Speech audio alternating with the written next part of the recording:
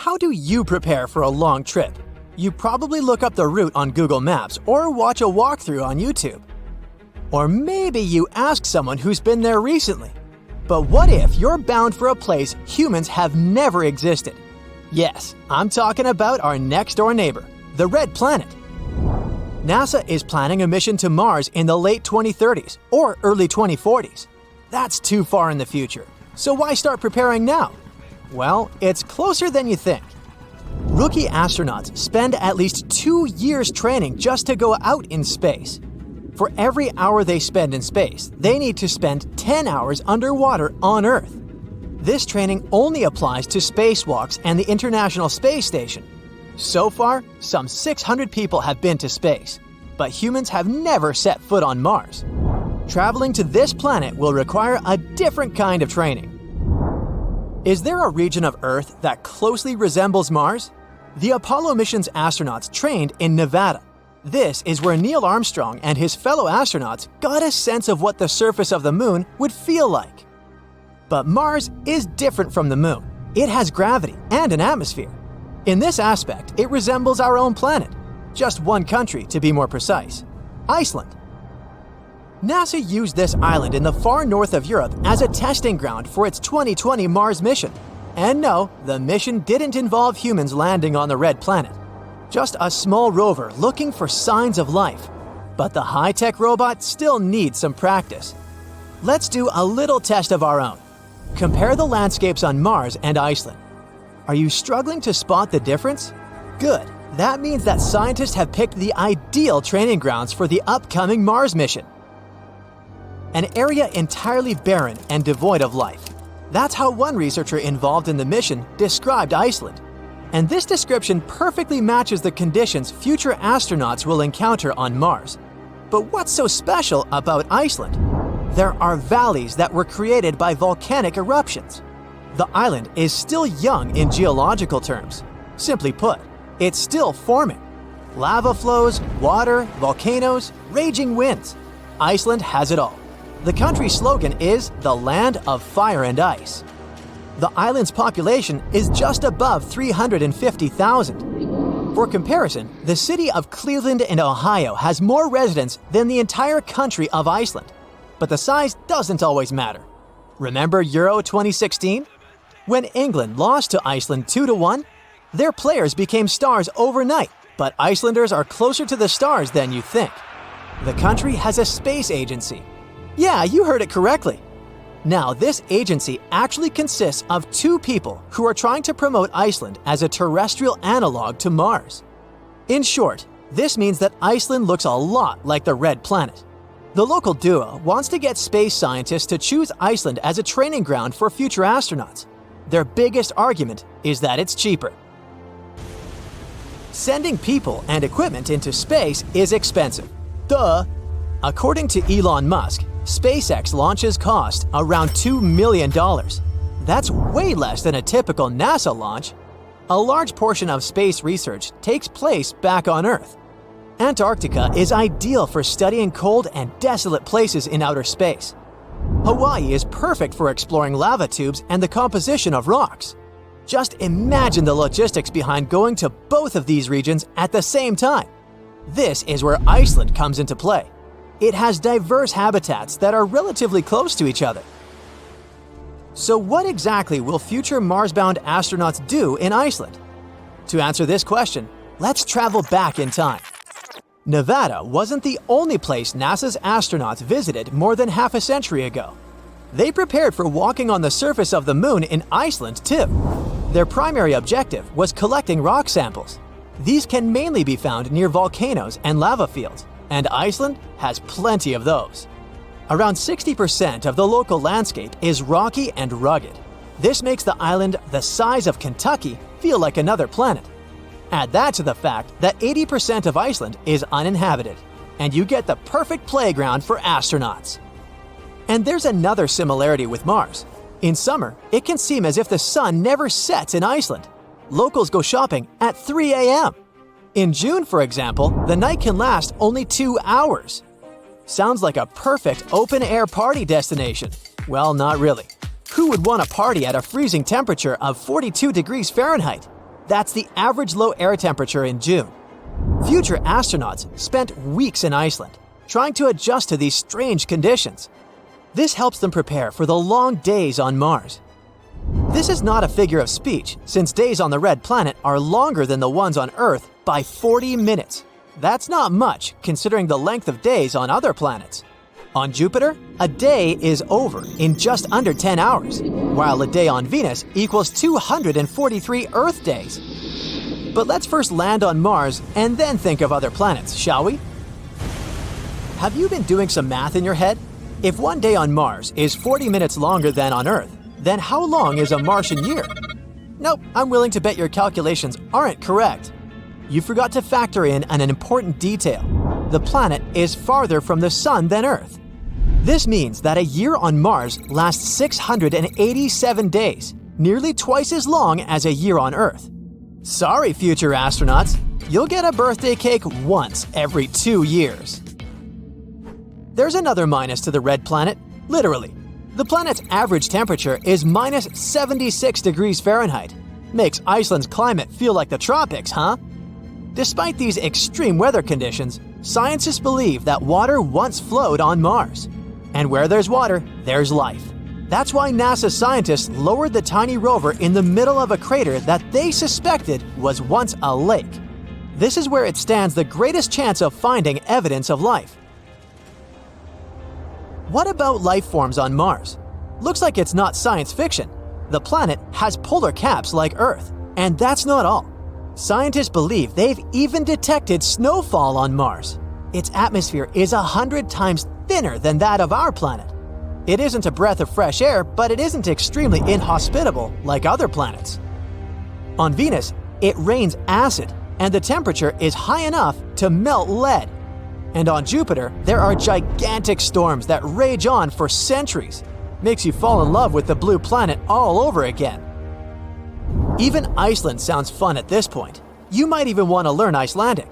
If you're successful, then you can even read Old Norse, the language of the Vikings. And you'll know 100 words for wind. This will come in handy as wind speeds on the island can reach up to 40 miles per hour. Out in the open, you have to hold on to a fence or a signpost to stay on your feet. Iceland's climate will make you think twice before moving there. But for astronauts preparing for another world, this place is perfect. Iceland is equally impressive underground. In fact, the island might hold the key to sustaining human life on Mars. The surface of this planet is not very hospitable. The soil is poisonous and abrasive. It can easily cut through an astronaut's suit. But underneath the ground, the living conditions are more tolerable. And Iceland has a real-life model of this potential underground dwelling: lava tubes. Long tunnels carved out by lava making its way to the surface. These maze-like corridors are perfect human habitats. And they're cost-efficient. Nature had already built them for us. Future astronauts can walk through similar lava tubes in Iceland. Who knows? One day, their cautious steps might turn into giant leaps for mankind. When we think of active volcanoes, one region comes to mind: the Ring of Fire in the Pacific Ocean. 3/4 of Earth's volcanoes sit within this belt. Compare the area to Australia, which doesn't have any volcanic activity. The old continent of Europe is also calm, or at least we like to think so. Can you guess what the most active volcano in Europe is? If you thought of Mount Etna on the island of Sicily in Italy, you were right. The volcano has erupted about 200 times and has been far from sleeping in recent decades. The last time this happened was in August 2023. The highest mountain in the Mediterranean is 500 million years old. But in Iceland, there is a much younger volcano. It sprang into action on the 10th of July 2023. In the afternoon, 3 fissures appeared in the ground on a peninsula in the southwest of the island. This was at a base of a small mountain peak. Its name means Little Ram in the local language. The volcano spewed molten lava high into the air. There were also gas plumes in the area. But the scientific community wasn't surprised by the event. They already knew about the volcanic area that stretches between the cities of Reykjavik and Keflavik. Its name is hard to pronounce. Hey, I want to buy a vowel. It had already erupted during the previous 2 summers. This activity came after 8 centuries of dormancy. In the days leading up to the latest eruption, seismologists, the scientists who study earthquakes, recorded over 12,000 tremors. When the ground opened up in July, the fissures were over 1.5 miles long. The following morning, 2 of them closed. All the lava was now coming out of the last fissure. It grew into an elongated cone, the simplest shape of volcano we are all familiar with. The lava soon filled a large crater. It grew almost 100 feet tall during the first week, and it is still growing. On the night when the eruption started, lava spread out in all directions. Its cinders set ablaze the dry moss in the vicinity. Local authorities closed off the surrounding area. There were toxic gases from the volcanoes and smoke from the burning moss. Firefighters flocked to the area. After a week, they proclaimed the area safe. Visitors soon came to witness the birth of Europe's youngest volcano. This form of tourism is quite developed in Iceland. People come from all over the world to watch active volcanoes. The land of fire and ice is home to more than 130 volcanoes. Some 30 of them are active. Now, I know what you're thinking right now. Is volcano tourism safe? In Iceland, it is. The country's authorities research and constantly monitor all of the hotspots. The island is dotted with several dozen seismic stations. These help researchers accurately predict future eruptions, and emergency services are accustomed to these sorts of events. They can quickly cordon off danger zones. This is what happened in 2010. A volcano in the south of the island, the name of which everyone struggled to pronounce, erupted. It spewed out a plume of steam and ash that was 7 miles high. This wasn't a fun time to be an air traveler. Winds carried the enormous plume southeast toward northern Europe. Many countries closed their airspace for several days for safety reasons. The volcano erupted in March, but the Earth was shaking from January the same year, so seismologists knew that an eruption was approaching. When it comes to the continent's youngest volcano, the tourist infrastructure is already there. Visitors can leave their cars at a designated parking lot. Then they go on a 5-hour-long trek. This leads to a viewing deck. Tourists are so close to the epicenter that they can feel the heat haze from the crater. The sight is the most impressive at nighttime. Safety is never a concern. Scientists regularly chart out hazard maps that outline the borders of lava fields. This way, visitors who stick by the rules are never in harm's way. More than a week after the eruption started, a section of the crater collapsed. Lava flowed downhill west of the volcano. This majestic smoldering hot river is slow-moving lava. Scientists categorize it as an AA type. The term is Hawaiian. It describes basaltic lava that has a rough and brittle surface. The flow is composed of broken lava blocks that are called clinkers. They fall off as the substance flows. This reveals red-hot areas. The cooler sections of lava are gray and black in color. When it moves forward, it produces a distinctive sound like shattering glass. Nearly a month after the eruption of the new volcano, we got aerial footage of an interesting phenomenon. A tornado formed directly over the lava flow. This occurs due to the high temperatures in the area. When the conditions are right, a column of heated air can easily turn into a mini tornado. Scientists observed a similar event happen during the 2018 eruption of Mount Kilauea in Hawaii. The lava fields of Europe's second-largest island tell the story of the creation of Iceland. It sits above the place where the North American and Eurasian plates meet each other. Tectonic plates are huge, rocky chunks of Earth's most outer layer. There are roughly 20 of them. They rest on a partially molten layer of rock. All the lava we see on the surface starts its journey here. You could say that these plates float on molten rock. Their boundaries are unstable, so when two plates grind past each other, they release tremendous amounts of energy. The formation of volcanoes is one result. These are places where the molten rock travels upward to the surface. Iceland began to form some 60 million years ago. The tectonic plates under the ocean drifted apart. Enough lava piled up on the surface to create solid ground. This ancient rock is under the waves today. As new lava reaches the surface and cools down, it pushes the old rock away from the center of the island. That's why the oldest parts of Iceland aren't 60 but only 16 million years old. The country's active lava fields are young in geological terms. Some of them are under 1,000 years old. Scientists consider the island a hot spot for volcanoes, pun intended. Nearly a third of the basaltic lava that reaches the Earth's surface in recorded history came from Icelandic eruptions. Fissure swarms, like the ones before the 2023 eruption, cover 30% of the Nordic country. For this reason, only a quarter of the island is inhabited. Norse Vikings were the first people to settle in Iceland at the beginning of the 10th century. Nature threw them a loud welcoming party. Just a few years after their arrival, they witnessed one of the greatest volcanic eruptions in history. Vikings came from a region without volcanoes, so they had no clue as to what was going on. Today, Icelanders are used to such events. This is good because their homeland is entering a new era of volcanic activity. Volcanologists suspect that recent events are an introduction to decades of more frequent eruptions. The peninsula that is home to Earth's youngest volcano is just 17 miles southwest of Iceland's capital city. It's been dormant for a long time. Present-day eruptions there are a reminder that the natural processes that created Iceland are still ongoing. Recently, scientists discovered that there's a historical link between volcanic eruptions in the north of Europe and glaciers. Our planet went through at least 5 major ice ages. These were exceptionally lengthy periods when the average temperature on Earth dropped. The result was the expansion of ice sheets across northern Europe and North America. The last ice age ended some 10,000 years ago. Researchers are still trying to fully understand how these glacial periods affected volcanic activity.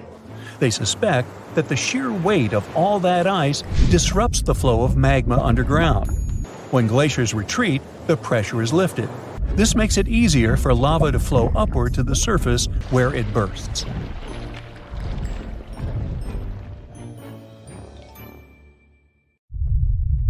Whoa! Earth's surface is shaking. Long cracks split the ground open.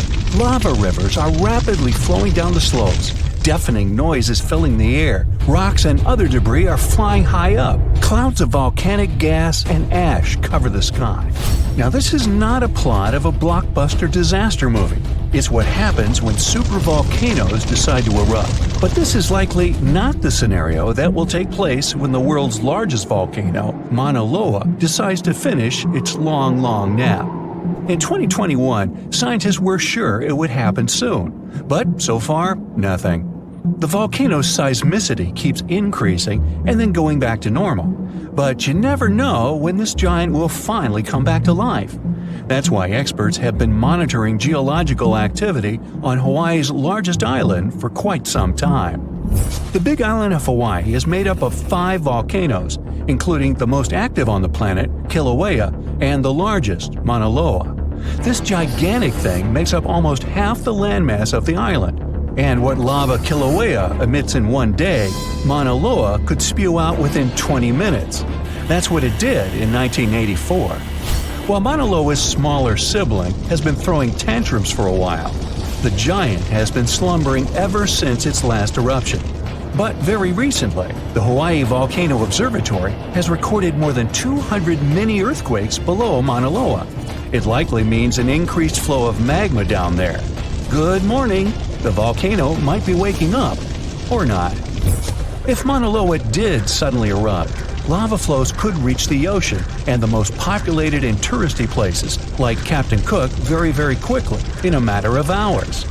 In 1984, the last time the volcano erupted, lava got as far as the outskirts of Hilo on the other side of the island.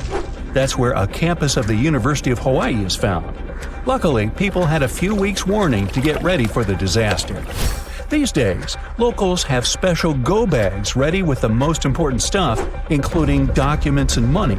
Such precautions can come in handy in case of an emergency evacuation. Even though most Mauna Loa eruptions have so far only affected the summit area, several of them sent lava all the way down to the ocean. And you never know how powerful the next eruption will be. Now, what is the highest mountain on Earth? Mount Everest, you say? Well, it depends.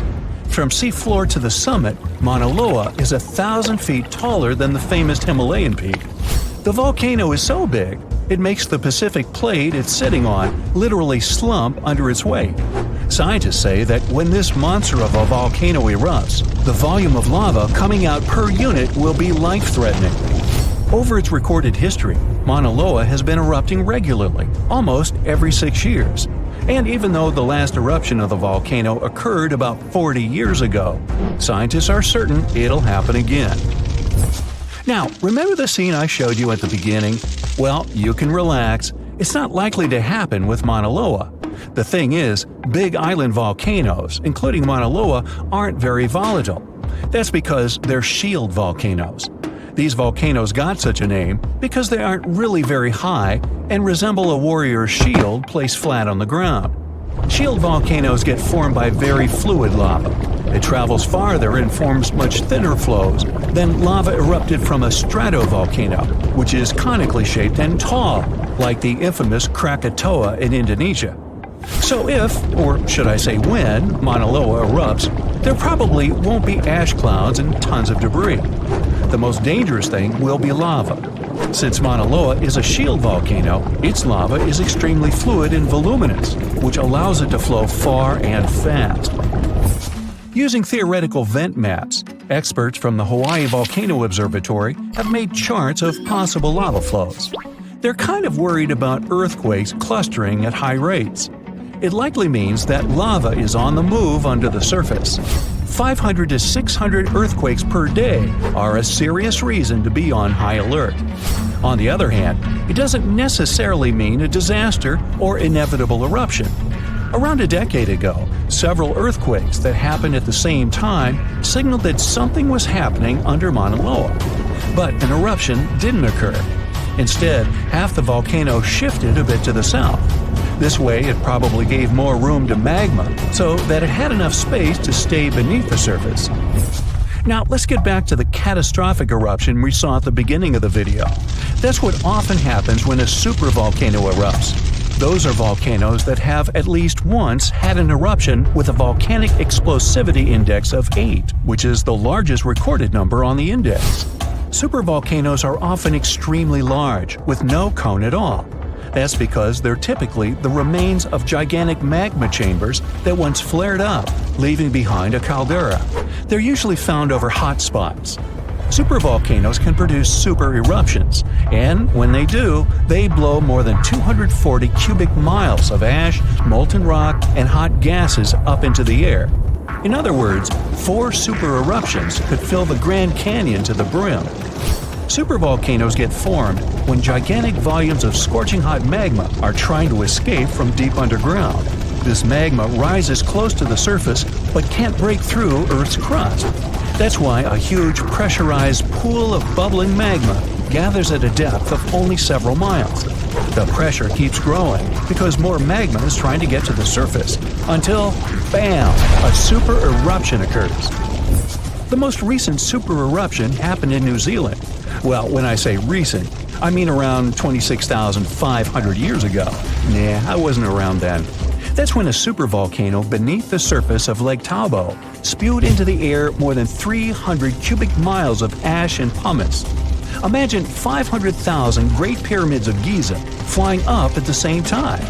That's how incredibly powerful that eruption was. But the most exciting and confusing thing about the eruption was that the Toba volcano simply didn't go off like many others. At first, everything was going as usual. More than 200 square miles of magma had built up under the surface, and the pressure was getting higher and higher. But after the rock cracked and the first part of lava rushed out of the crater, something went wrong, and the supervolcano took a break. Only several months later, the disastrous eruption shook the ground, and thousands of tons of lava, rocks, and ash flew high into the atmosphere. But the age of supervolcanoes isn't over. The most infamous of them all is probably the one in Yellowstone National Park. This giant handles at least 3 mega-powerful eruptions, and who knows how many smaller ones. If this monster erupted anywhere as strongly as it did 2.1 million years ago, It would spit out more than 588 cubic miles of red-hot material. You can probably picture it more vividly if I tell you that this volume is comparable to 65 million Capitol rotundas in Washington, D.C. piled together. Wow. Anyway, scientists are sure that Yellowstone doesn't present any danger these days. For an eruption to happen, magma inside must be at least 50% molten. With the Yellowstone caldera, this number is just 5 to 15%. But of course, Yellowstone isn't the only supervolcano on our planet. There's also New Zealand's Toba you already know about, Japan's Air Caldera, California's Long Valley, Indonesia's Toba. Any of them can one day produce a super eruption. There are also several so-called supervolcanoes that haven't lived up to this name yet because they've never produced anything like a super eruption. For example, in 1883, Indonesian volcano Krakatoa went off. The power of the eruption tore the volcano's walls open, and cold seawater rushed into its molten insides.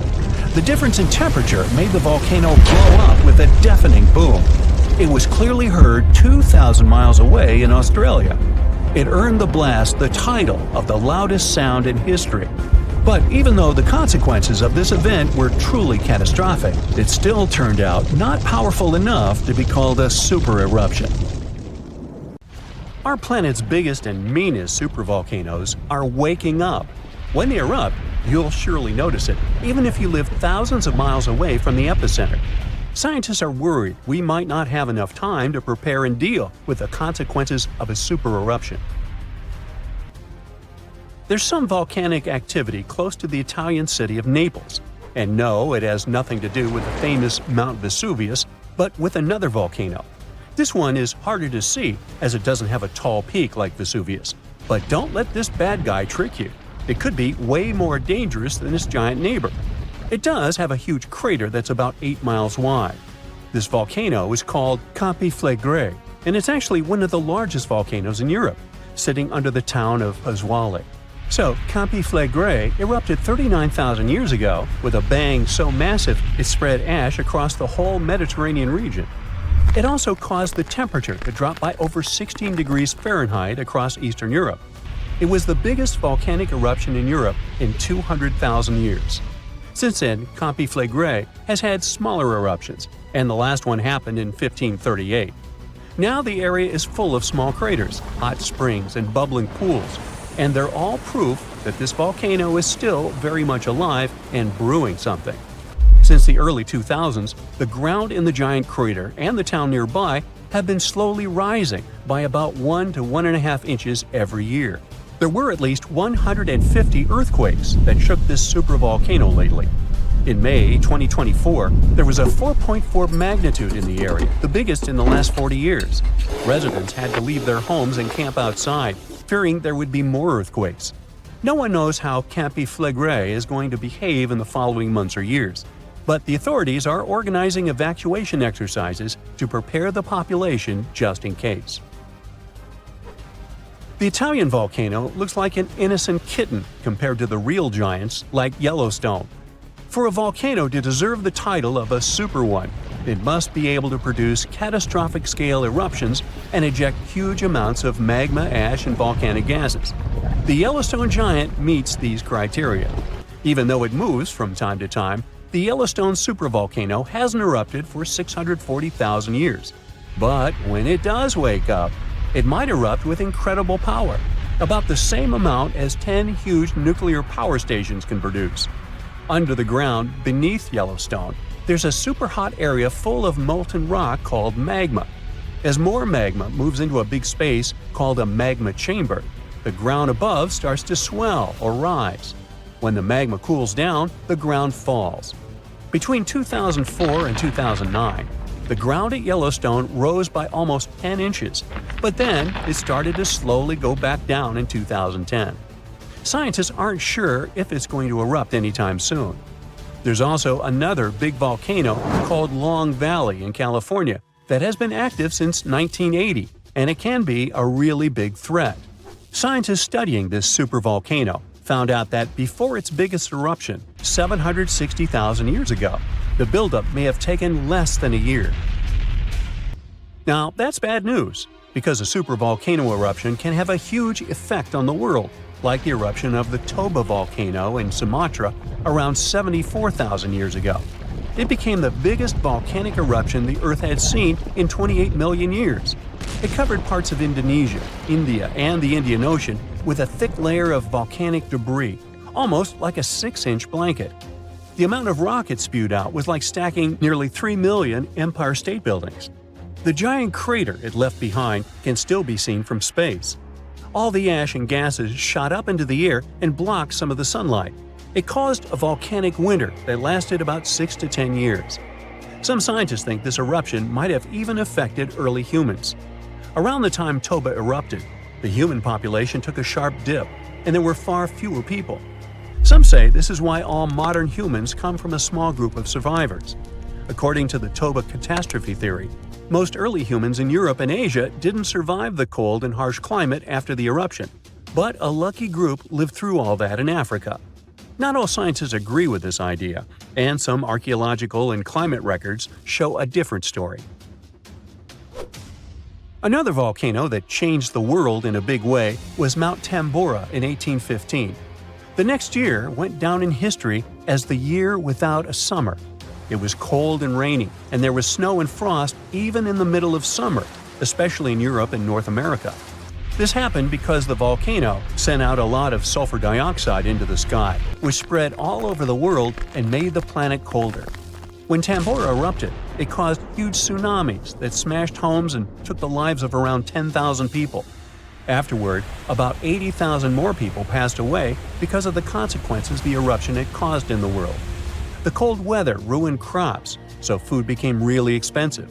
And because horses were the main way people traveled, the cost of oats that they ate went way up too.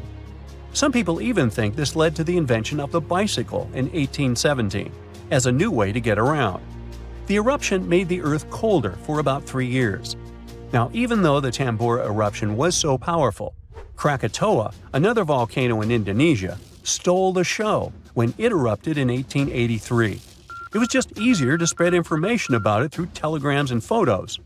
Its final blast was the loudest recorded sound in history, and people could hear it on 10% of the entire Earth's surface. The eruption started a tsunami, with waves about half as tall as the Statue of Liberty. Now, if we only had 12 months to prepare for a supervolcano eruption, it would be really hard to store enough food and get ready. But don't panic just yet. Supervolcano eruptions are very rare, and the last one happened 26,500 years ago in New Zealand.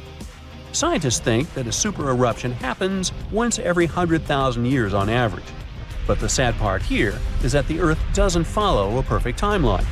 There could be clusters of super eruptions with shorter gaps between them and then longer quiet periods. Since there have already been 2 super eruptions in the last 100,000 years, there's always a chance one could happen again sooner than we expect. Plus, although there are places like Yellowstone and Long Valley where we expect volcanoes to erupt, there are less obvious possible hotspots. In Chile, there's a volcano called Laguna del Maule that has erupted in the past and left behind a huge crater. Over the last 20 years, the ground there has been swelling really fast, rising up to almost 1 foot a year. Some people are worried that this could be a sign of a big eruption coming. But scientists say there's not enough magma yet to cause a super eruption. In Bolivia, the Jutarancu volcano is also acting up. It's part of a group of volcanoes that have caused super eruptions in the past. Since the 1960s, the ground around Jutarancu has been lifting, but the last eruption was 250,000 years ago. Even though the magma might be rising, it's not enough to worry about just yet. The chances of a super eruption happening during our lifetime are 1 in 1,400, which is pretty low, so you don't need to worry too much. But just like someone wins the lottery every week with very small chances, a super eruption could happen sometime in the future, and when it does, we'll need to be prepared. It happened in Iceland on Friday, March 19, 2021 at 8:45 p.m. About 20 miles southwest of the capital, molten rock suddenly burst through the surface from below. Bright lava fountains then lit up the night sky. A volcano in this valley finally woke up after almost 800 years of sleeping soundly. We divide volcanoes into three categories: active, dormant, or extinct. Around 1,900 of them around the globe are considered active. That means they've erupted in the recent past and will likely do it again in the possible near future. Dormant volcanoes haven't popped off for a long time, but they still may in the future. You could say they're sort of sleeping. As for extinct ones, those guys haven't done anything in more than 1,000,000 years. The eruption in Iceland wasn't super explosive, and this all happened 6 miles from the nearest town, so everyone was perfectly safe. Many even came to see it up close, while other brave visitors tried to fry eggs and bacon on the lava. Just be careful not to burn your breakfast black. Lava can be over 2,000 degrees Fahrenheit. It burns everything in its path. Yet it also produces some of the most fertile land for agriculture. This eruption gave a relatively small amount of lava at first, but it's been spreading across the valley in different directions, forming a sort of shield that's constantly growing. You can never really predict how fast a lava flow will be until you see it. It all depends on how thick it is and how steep the mountain slope. Lava can ooze slowly at about 20 feet a minute, a fraction of the average person's walking speed. Or it can flow as fast as 30 miles per hour, which even the fastest person on Earth can't outrun.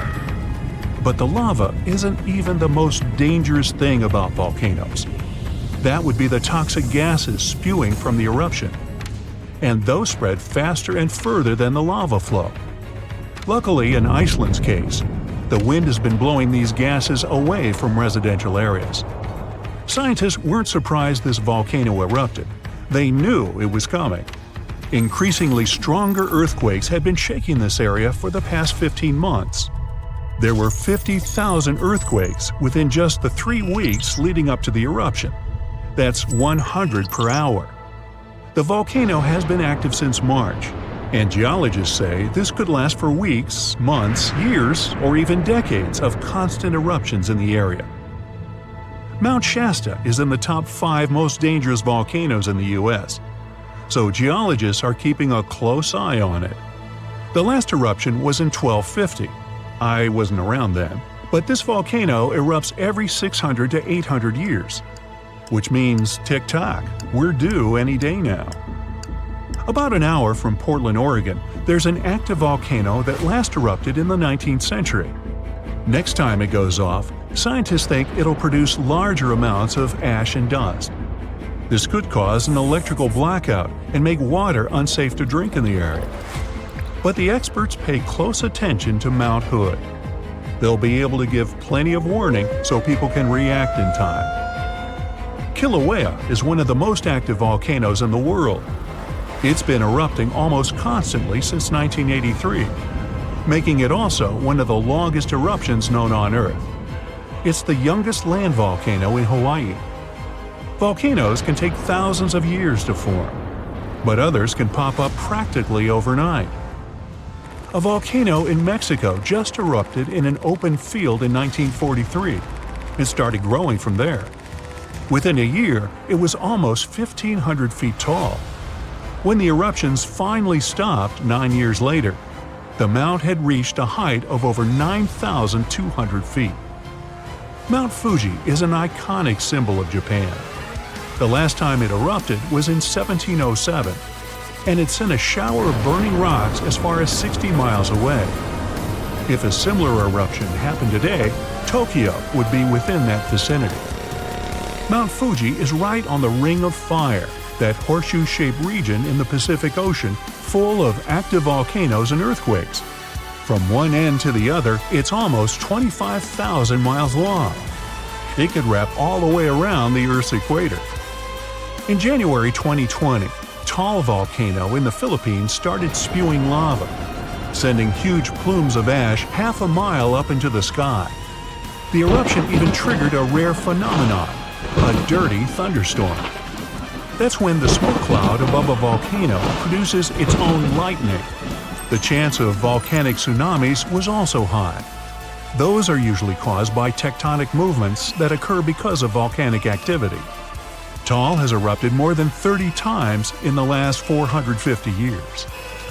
This volcano in Ecuador last erupted in 2016.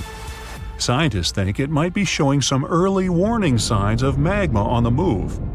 This is an active stratovolcano, a specific cone-shaped type with steep sides. They form from sticky lava that doesn't flow that easily. That lava goes around the vent, cooling and piling on itself to form these steep walls. These types are more likely to produce explosive eruptions like the ones we see in movies. Ruapehu is the oldest national park in New Zealand, a volcanic wonderland where you can closely see all those steaming craters, magnificent lakes, and unusual rock formations.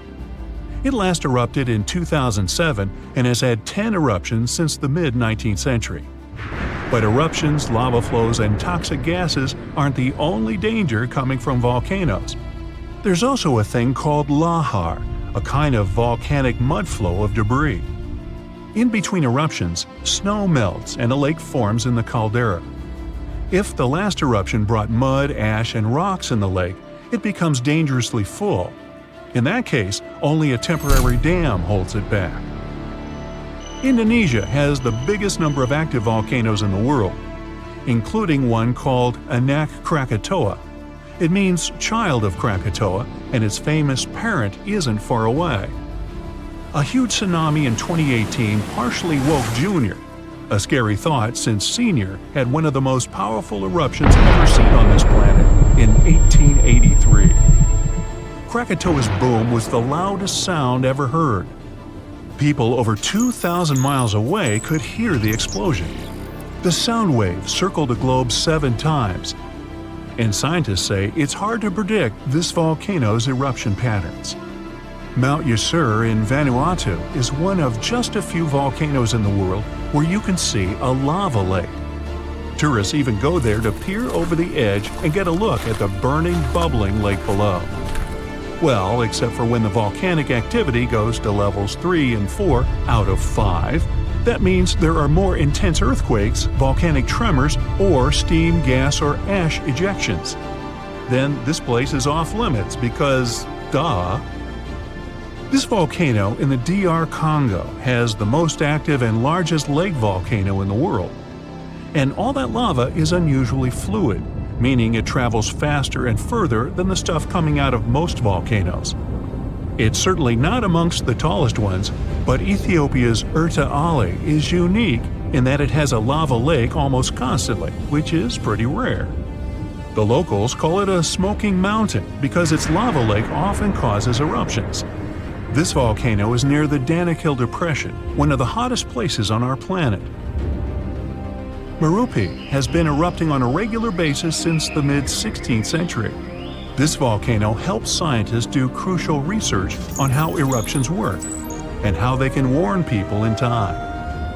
After it was dormant for a while, this volcano in central Mexico sprang back to life in 1994. Ever since then, it's been producing huge mud flows and strong explosions in unpredictable intervals. In the past, enormous eruptions coming from this giant buried entire cities in pyramids.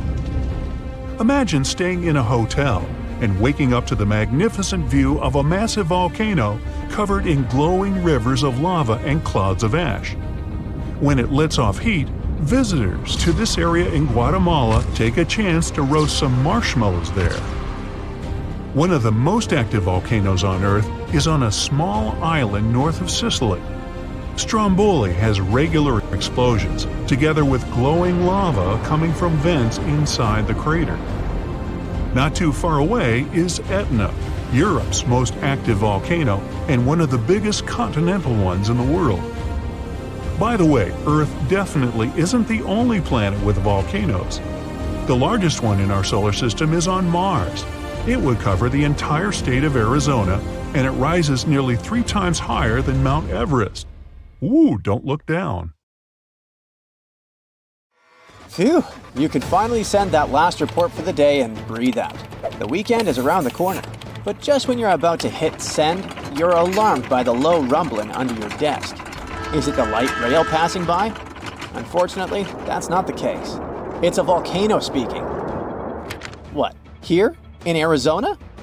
That's right, the ground keeps shifting under Arizona, reminding us that Earth is alive.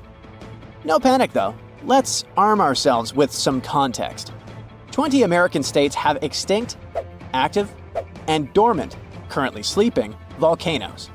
Among such states, you can find California, New Mexico, Nevada, Utah, and Colorado. On the bright side, Arizona's volcanoes are dormant at the moment, but it doesn't mean they won't go off in the near or not so near future. Now, how about traveling to Arizona to check the traces of its active volcanic past? They dot the desert landscapes of this state like spots dot a Dalmatian.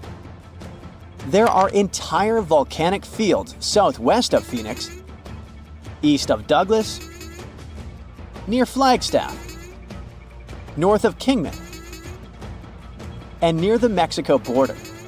The most worrying thing about these fields is that even though they're not active at the moment, eruptions in this region might happen every 1,000 years or so.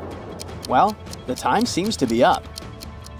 The last powerful and destructive volcanic eruption occurred around 1,000 years ago at the Sunset Crater. Oh, this place is worth paying more attention to. And we will, but a bit later. First, we have to talk about hotspots. No, not that place where you can surf the web. In our volcanic context, a hotspot is a place where insane amounts of heat melt the overlying crust, Earth's thin outer layer, and form volcanoes. This heat rises from the mantle, which is located between our planet's dense, superheated core and the crust. Want to see an example of this type of volcanism? Welcome to the Hawaiian Islands. The Big Island has its active volcanoes because, at the moment, it's situated on top of the Hawaiian hotspot. The older Hawaiian Islands were once there too, but later they drifted off towards the northwest. It happened because that's where the oceanic crust on top of which they sat, namely the Pacific Plate, moved. Now, look at the world's ocean basins. Yes, they're literally dotted with islands that sit on top of hotspots, like Hawaii, Iceland, Samoa, the Galapagos. Those are probably the most famous examples. But don't think that continents can't host hotspots. They can, but those are far less common. One of the most famous continental hotspots is, I bet you know it. Yep, the one beneath the Yellowstone caldera. By the way, the caldera is a vast volcanic crater, especially one formed as a result of a massive eruption that led to the collapse of the mouth of a volcano. The Yellowstone hotspot is basically the creator of Old Faithful and the rest of the hot springs and mud pots for which the national park is famous. Speaking of Old Faithful, let's make a small detour and pay more attention to this wonder of nature. It's one of the most well-known geysers in the world. People have been coming from all over the globe to see it for more than a century. The cool thing about this geyser is that the likes of it can only form under very specific conditions. That's why they're pretty rare. Magma under the surface superheats pockets of underground water. The pressure there keeps growing until it eventually pushes the water upward with immense strength. A certain volcanic rock with a high silica content lines the tunnel through which this water escapes. Basically, it creates a unique pipe that can withstand unbelievable pressure and heat created by the water erupting above the ground. Old Faithful was the very first named geyser in Yellowstone. If you come to visit it expecting the thing to erupt every hour on the hour, you're gonna be disappointed. On average, Old Faithful erupts every 91 minutes or so, which isn't that bad either. Plus, you can download a special app which will provide you with the approximate time of the next eruption. But be very careful while visiting and stay away from the site. The water erupting from the powerful geyser reaches 204 degrees Fahrenheit. The steam is even more scorching, up to 350 degrees Fahrenheit. It's hot enough to bake a cake. But let's get back to our volcanic hotspots. Scientists still don't clearly understand why there aren't many hotspot volcanoes on continental crust. One reason might be that the continental crust is much thicker than the oceanic crust, which is about 4 times as thick on average. Another reason could be that most of Earth's crust, about 2/3 of it, is oceanic. This means that there's less continental crust for hotspots to form under. Now, I bet those of you living in Arizona will appreciate the following info. We'll talk about a volcanic field right in the heart of this state, the San Francisco Volcanic Field. That's a massive area filled with over 600 volcanoes. Yes, they're mostly small, but it doesn't make them any less impressive.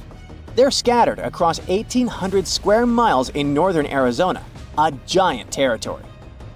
Interestingly, scientists are still debating about whether this volcanic field is actually sitting on top of a hotspot. But one thing they agree upon, the volcanoes in this area get younger as you move east. And this pattern matches up with the North American plate moving west over what could be a stationary hotspot beneath the surface of our planet. Cool, huh? The volcanic hullabaloo in that area started around 6 million years ago. So, in geological terms, it's relatively young. As for the most recent eruption, it happened less than 1,000 years ago.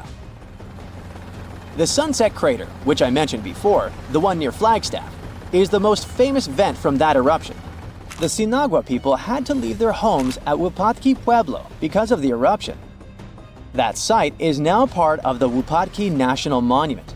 There, you can see how people lived in this volcanic region many years ago.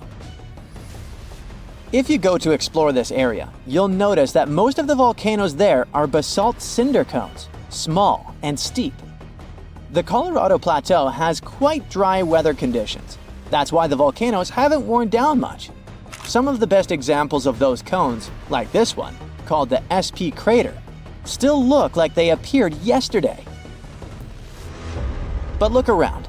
It's not just cinder cones. The San Francisco Volcanic Field also has a stratovolcano, as well as some lava domes that formed from volcanic rocks with more silica than basalt you can find in places like Hawaii. It means they're thicker and don't flow as easily. Anyway, the stratovolcano is going to be one of the most epic sights you'll come across while exploring this volcanic field. Well, not the stratovolcano itself, but the San Francisco peaks, the remains of that giant formation. They stand tall at more than 12,600 feet. That's 4.5 Burj Khalifas placed on top of one another. It makes the peaks some of the biggest landmarks in northern Arizona. They're not only stunning, but also sacred to the Native American people who have lived in the area for many generations. Now, unlike those super active volcanoes in Hawaii, the San Francisco Volcanic Field takes its time, thousands of years between eruptions. But you shouldn't relax just yet. Geologists say another eruption is likely to happen one day. It will probably occur in the remote eastern part of the field, away from big towns. Phew! And if that next eruption is anything like the one that formed Sunset Crater, it would be quite the show. Lava fountains and rivers of lava flowing. At the same time, the next eruption might not happen for centuries, maybe even millennia. Until then, the San Francisco Volcanic Field will remain a hidden gem of volcanic history, waiting for its next fiery performance. The last time this volcano erupted was about 500 years ago, but recently, small tremors have grown really frequent, to such an extent that scientists have been recording more than 1,000 a month. I'm talking about the Campi Flegrei supervolcano in Italy. At one point, just a few weeks ago, the area was rattled by a 4.4 magnitude earthquake with 150 tremors in just one night. It was the strongest earthquake in over 40 years. A lot of locals spent the night in their cars, but in the morning, the shakes were followed by another earthquake, a bit weaker with a magnitude of 3.6. So, is Italy in danger? Well, the quake itself wasn't big enough to cause serious damage, but it evoked a lot of panic. At the moment, local authorities are working on grandiose emergency plans. If worse comes to worse, they'll have to evacuate hundreds of thousands of people. One of the reasons is the proximity of this area to Naples with more than 3 million inhabitants. At the moment, they're even considering an option of paying people to leave their homes. Right now, schools remain closed in the Campi Flegrei area. The authorities are allocating more than 500 million euros to ensure the safety of buildings and constructions in the area. A yellow alert is still in place in the region where 80,000 people live. There's the so-called red zone, which is the most dangerous area. There are 1,250 houses in this red zone, and all of them will be at high seismic risk if an eruption begins. Plus, more than twice as many will be at medium risk. Italy is a country prone to seismic activity, and Pozzuoli is a densely populated area that is located on one of the most dangerous supervolcanoes in Europe. Campi Flegrei has 24 hidden underground craters and dwarfs the better-known Vesuvius. Yes, the very volcano that wiped the ancient Roman city of Pompeii off the face of the earth in 79 CE. This city thrived near the base of Mount Vesuvius at the Bay of Naples. In the time of the early Roman Empire, 20,000 people lived in Pompeii. They were merchants, manufacturers, farmers, and others. The soil in the region was rich and fertile, so there were lots of orchards and vineyards. Strangely, no one knew that this black earth was the legacy of an earlier eruption of Mount Vesuvius. The area was a favorite summer destination for rich Romans.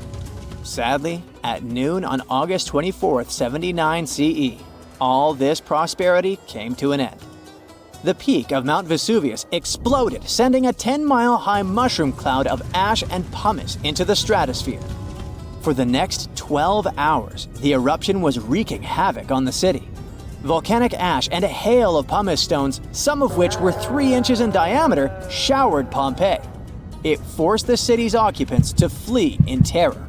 Around 2,000 people holed up in stone structures and cellars, paralyzed by fear. They hoped to wait out the eruption. Who knows? Maybe if they had decided to leave the city immediately after the beginning of the eruption, they would have had some chances to survive. A westerly wind protected the city from the first stages of the eruption. But soon, a giant cloud of hot ash and gas rushed down the western slope of Vesuvius. It engulfed the city, burning everything in its way. This disastrous cloud was followed by a flood of volcanic mud and rock, which completely buried the city. As if the volcano was making sure no one would survive, a cloud of toxic gas poured onto the city, finishing the lives of a few survivors on August 25th. A flow of rock and ash followed. It collapsed roofs and walls and turned the city into a giant cemetery. When a supervolcano erupts, the consequences are usually catastrophic. Supervolcanoes have at least once had an eruption with a volcanic explosivity index of 8, which is the largest recorded number on the index. Supervolcanoes are often extremely large, with no cone at all. That's because they're typically the remains of gigantic magma chambers that once flared up, leaving behind a caldera. They're usually located over hotspots and appear when huge volumes of magma are trying to escape from deep underground. Eventually, they burst through Earth's surface. Sometimes, all this magma gets stuck, unable to break through the planet's crust. And then, massive pools of pressurized magma gather at a depth of several miles. The pressure keeps growing because more and more magma is trying to get to the surface. At one point, a super eruption goes off. The most recent super eruption happened in New Zealand. Well, when I say recent, I meant around 26,500 years ago. That's when a supervolcano beneath the surface of Lake Taupo spewed into the air more than 300 cubic miles of ash and pumice. Imagine 500,000 Great Pyramids of Giza flying up into the air at the same time. That's how incredibly powerful that eruption was. But the most exciting and confusing thing about the eruption was that the Taupo volcano didn't simply go off like many others. At first, everything was going as usual. Tons and tons of pressurized magma had built up under the surface, and the pressure was getting higher and higher. But after the rock cracked and the first portion of lava rushed out of the crater, something went wrong, and the supervolcano took a break. Only several months later, the disastrous eruption shook the ground. Thousands of tons of lava, rocks, and ash flew high into the atmosphere. The unusual pattern of taupo still confuses scientists. The Indonesian eruption at Toba caldera 75,000 years ago was the largest eruption in the last 2 million years. Experts estimate that the eruption could have released hundreds of thousands of tons of sulfuric acid, which might have even caused a several-degree cooling of the planet's surface. But nowadays, the impact is hard to detect because of glaciers that covered the ground afterward. There are also several so-called supervolcanoes that haven't lived up to this name yet because they've never produced any super eruptions. For example, in 1883, Indonesian volcano Krakatoa went off. The power of the eruption tore the volcano's walls open, and cold seawater rushed into its molten insides. The difference in temperatures made the volcano blow up with a deafening boom. It was clearly heard 3,000 miles away in Australia. It earned the blast the title of the loudest sound in history. But even though the consequences of this event were truly catastrophic, it still turned out not powerful enough to be called a super eruption. It only had a volcanic explosivity index of 6. Then, there's also Mauna Loa. It's a shield volcano, which means it won't produce explosive eruptions, but its sheer size makes this monster of a volcano extremely dangerous. At the moment, the volcano seems to be at peace with its surroundings. Research equipment doesn't show any signs of activity on Mauna Loa, but if Mauna Loa did suddenly erupt, lava flows could reach the ocean and the most populated and touristy places like Captain Cook very fast, in a matter of hours. The last time the volcano erupted, lava got as far as the outskirts of Hilo on the other side of the island. That's where the University of Hawaii is located. Luckily, people had a few weeks' warning to get ready for the disaster. Over its recorded history, Mauna Loa has been erupting pretty regularly, almost every 6 years. On the bright side, big island volcanoes including Mauna Loa aren't really very volatile. That's because they're shield volcanoes. These volcanoes got such a name because they aren't really very high and resemble a warrior's shield placed flat on the ground. Shield volcanoes are formed by very fluid lava. It travels way farther and forms much thinner flows than the lava erupted from a stratovolcano, which is conically shaped and tall, like the infamous Krakatoa in Indonesia. So, if Mauna Loa erupts, there probably won't be ash clouds or tons of debris. The most dangerous thing will be lava. Since Mauna Loa is a shield volcano, its lava is extremely fluid and voluminous, which allows it to flow far and fast. The ground shakes beneath you. The pictures rattle on the walls. You hear a rumble off in the distance. Then, boom, a deafening explosion. The shockwave blasts through the windows and sets off car alarms. You duck under the dining table for cover, but then you remember you live not far from a supervolcano in the middle of a tropical jungle. So, staying in one place isn't a good idea. The shaking finally halts. You take this chance to peek outside and see a giant cloud of smoke covering the sky. It's lunchtime, but you wouldn't know it. The sun is completely veiled and darkness falls. The power's out in the whole city. In this darkness, you see red molten lava shooting from the sky and spilling on the rim. You run outside along with dozens of your neighbors. Your priority right now, find safe shelter and fast.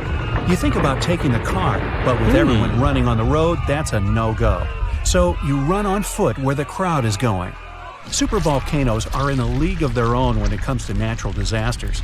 Surprisingly, it's not all about size or height. A volcano is dubbed super if it erupts more than 240 cubic miles of magma. That's more than enough to overfill Lake Erie. It must also have a history of erupting and a magnitude of 8 on the Volcanic Explosivity Index. The largest active volcano on Earth is Hawaii's Mauna Loa. It's so big, it would cover the entire state of Rhode Island plus some. And next time you see a commercial plane flying high in the sky, remember that 30,000-some-foot altitude is about as tall as Mauna Loa is from base to summit. It's technically taller than Everest when you measure it like that, yet it's not considered a supervolcano. So you're running along the dark road not knowing and barely seeing where to go. Then, all of a sudden, a massive flaming boulder smashes through the bridge in front of you. You and everyone else are now stranded on the side of the volcano as it's getting more chaotic each second. Most of the crowd disperses, finding their own ways to safety. You remember there's a way to the other side not many people know about, but you'll have to cross a raging river through the dense jungle. You calm what's left of the crowd, and everyone follows you to your secret getaway. You finally get out of the city limits and head into the jungle. With the sky already dark, the tall trees and thick leaves make it almost pitch black. Everyone gets out their phone flashlights to navigate through the dark path. You all need to stick together and make sure nobody gets lost. Suddenly, fiery rocks strike the trees not far from you. Everyone jolts and tries to rush ahead, but nowhere is safe when it's raining scalding fire all around. You and your group have to pick up the pace or else. Imagine a typical avalanche or mudslide, very dangerous situations on their own. Now, imagine an avalanche of lava rocks and lava sliding down a mountain instead of mud. That's what's making its way towards you right now. More and more people catch up with your group and bring news that the entire neighborhood is submerged in lava. It's traveling quicker than you thought. You can never really predict how fast a lava flow will be until you see it. It all depends on how thick it is and how steep the mountain slope. Lava can move slowly at about 20 feet a minute, a fraction of the average person's walking speed. Or it can flow as fast as 30 miles per hour, which even the fastest person on Earth can't outrun. But the lava isn't even the most dangerous problem. If you didn't have protection, the gases spewing from the eruption would fill your lungs, and those spread faster and further than the lava flow. Your eyes and throat would be itchy. You'd get a headache, dizziness, increased heart rate, difficulty breathing. The worst would be passing out from the lack of oxygen. Luckily, everyone managed to grab their gas masks before leaving their homes. You're now entering the treacherous terrain of the jungle and the danger zone. Everyone's phone batteries are giving out one by one, so your vision is even more limited. The terrain is tougher and you can't hear any sounds from the river. At this point, you're not even sure if you're going the right way. But your instincts tell you the deeper you go, the safer you'll be. The path is muddy, and the vines are hindering everyone's movements. That's when you hear something big running through the jungle. It's coming up on you fast. You can't see a thing until it's right up on you. A bear! And there goes a rhino. Wild cats, domestic cats, dogs, different creatures of all sizes and species. They all come running through the jungle right past you. You and your fellow humans aren't the only ones fleeing from the eruption. The rumbling is still going on. Before you know it, a shower of fire rocks strikes right behind you and ignites parts of the jungle. There's no going back. Everyone picks up and runs for it. You hear thunder in the distance. A flash of lightning lights up the dark sky. You think, finally, some rain to wash away this fiery nightmare. But that's not a regular storm brewing. These giant smoke clouds can mimic a thunderstorm under similar conditions. Your luck finally pays off. You hear the river straight ahead. You reach the bank and have to hop on some stones to get to the other side.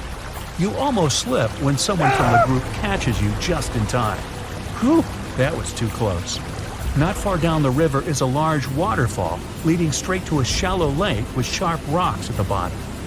The ash from the lava falls like snow, covering most of the trees and landing on the river. Ash is one of the most dangerous things about volcanic eruptions.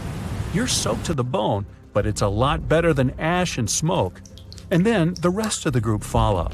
The next thing you know, the river starts steaming as lava meets the bank and runs into the water. You try your best to speed things up. The lava can heat this water up to dangerous levels, and there are still people slowly crossing the river on the slippery rocks. Luckily, you manage to get everyone across. Well, almost everyone. You turn around and see someone's leg got caught between two rocks. The lava continues to pour into the river. You can feel the heat of the steam. You rush back to this person and try to pull them out. Their leg won't budge. Someone else from the group comes to help, and you're finally able to pull them out in the nick of time.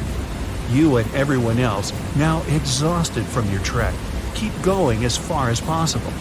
That's when you see the main road that connects you to the broken bridge. There are others on the road that got out safely, and even some cars filling up with survivors and heading fast out of the area. The volcano is still spewing lava, and the entire city is flooded with it. What was once your town now looks like a giant burning lake. Planes and helicopters can't fly because of the smoke and ash, so don't count on an air rescue. You're still at risk even though you're on safer ground, so it's still too early to celebrate. Everyone continues to move away from the city. The further, the better. The ground continues to shake, but this time it's even more intense than before. Supervolcanoes are powerful enough to cause many earthquakes, but it's a good thing you're out in the open, far from the buildings and debris in the city. Now, back to reality. Rest assured that a volcanic eruption of this intensity won't happen for a very long time, as in millions of years. Besides, thanks to warning systems and humanity's preparation for such an event, it's extremely rare for even a regular volcano to do as much damage as it could.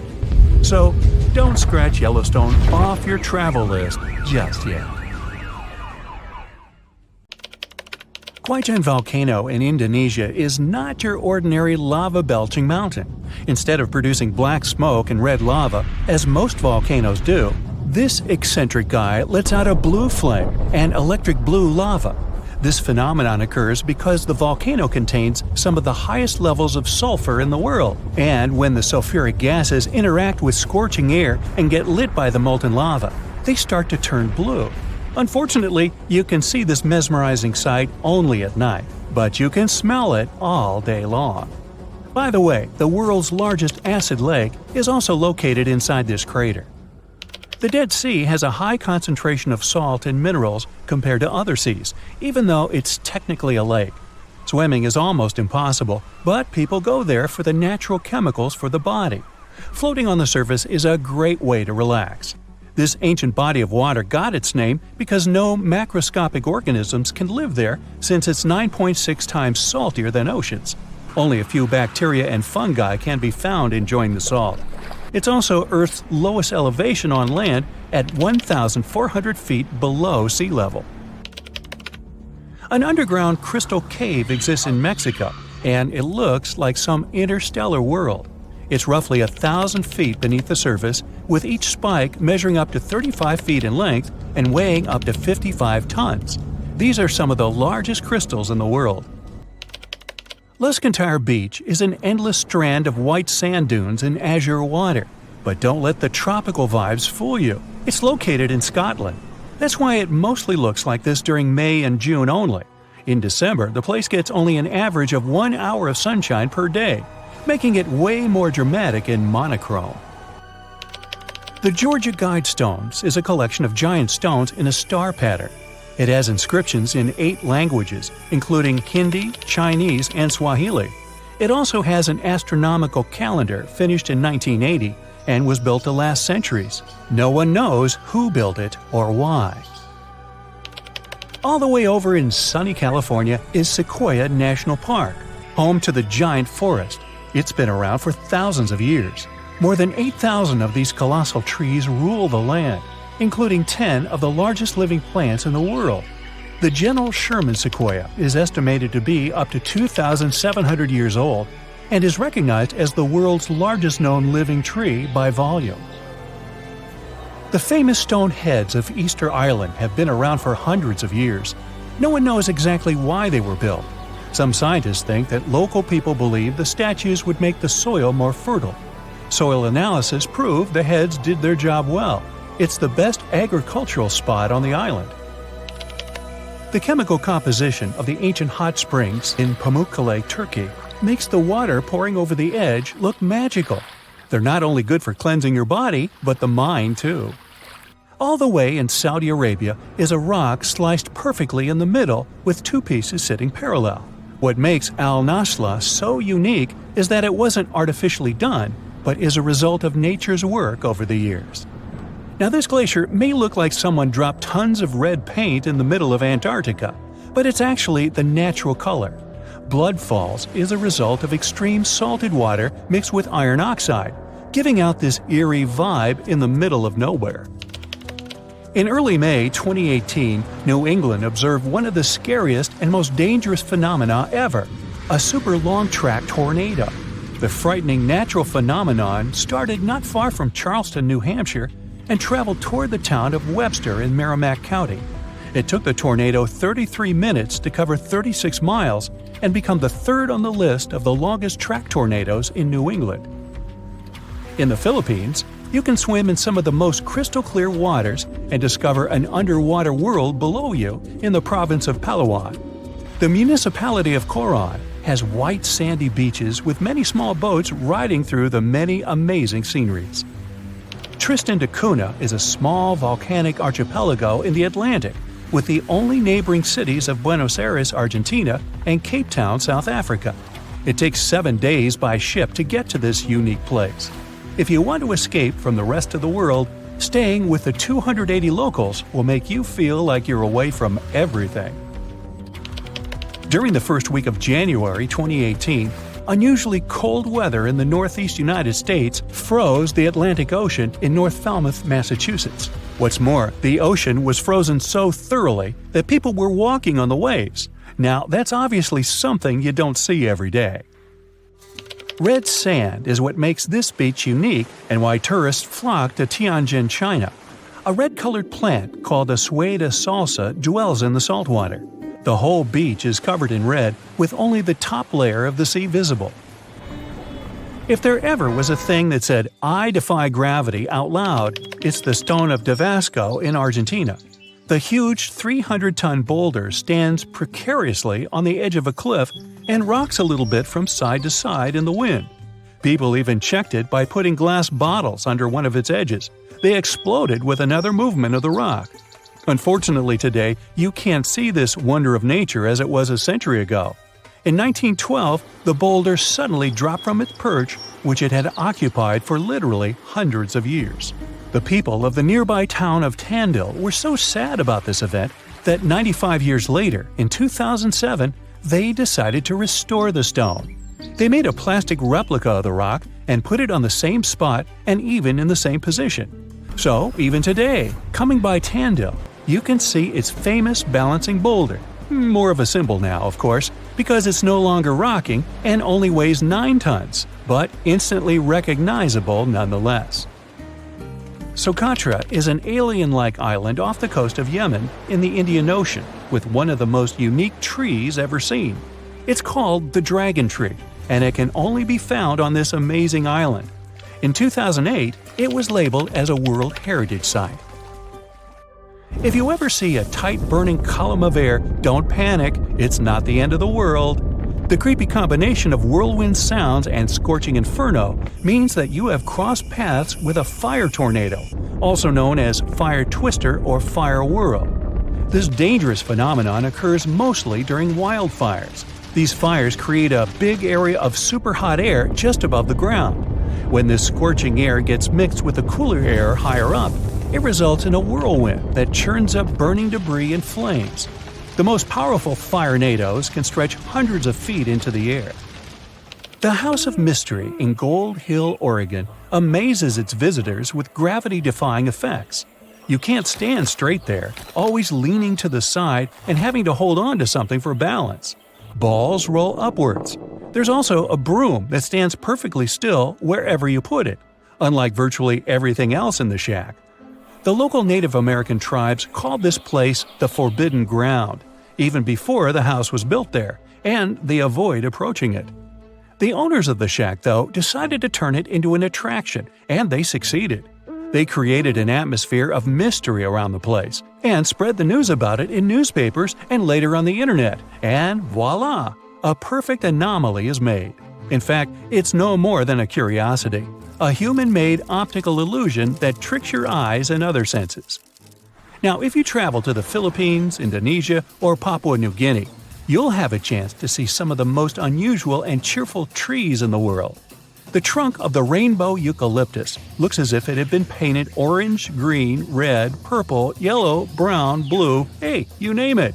Some trees are so bright that they seem artificial. The rainbow eucalyptus regularly sheds strips of bark, which reveals a bright green layer underneath. A bit later, this green layer gradually changes its color, and since the shedding happens at a different time in different places on the trunk, the tree starts to look multicolored and very attractive. Yemen is home to the oldest skyscrapers in the world and the oldest metropolis. The ancient city of Shabam is considered to be the Manhattan of the desert due to the collection of mud buildings popping out of the desert floor. It used to be a caravan stop during ancient times.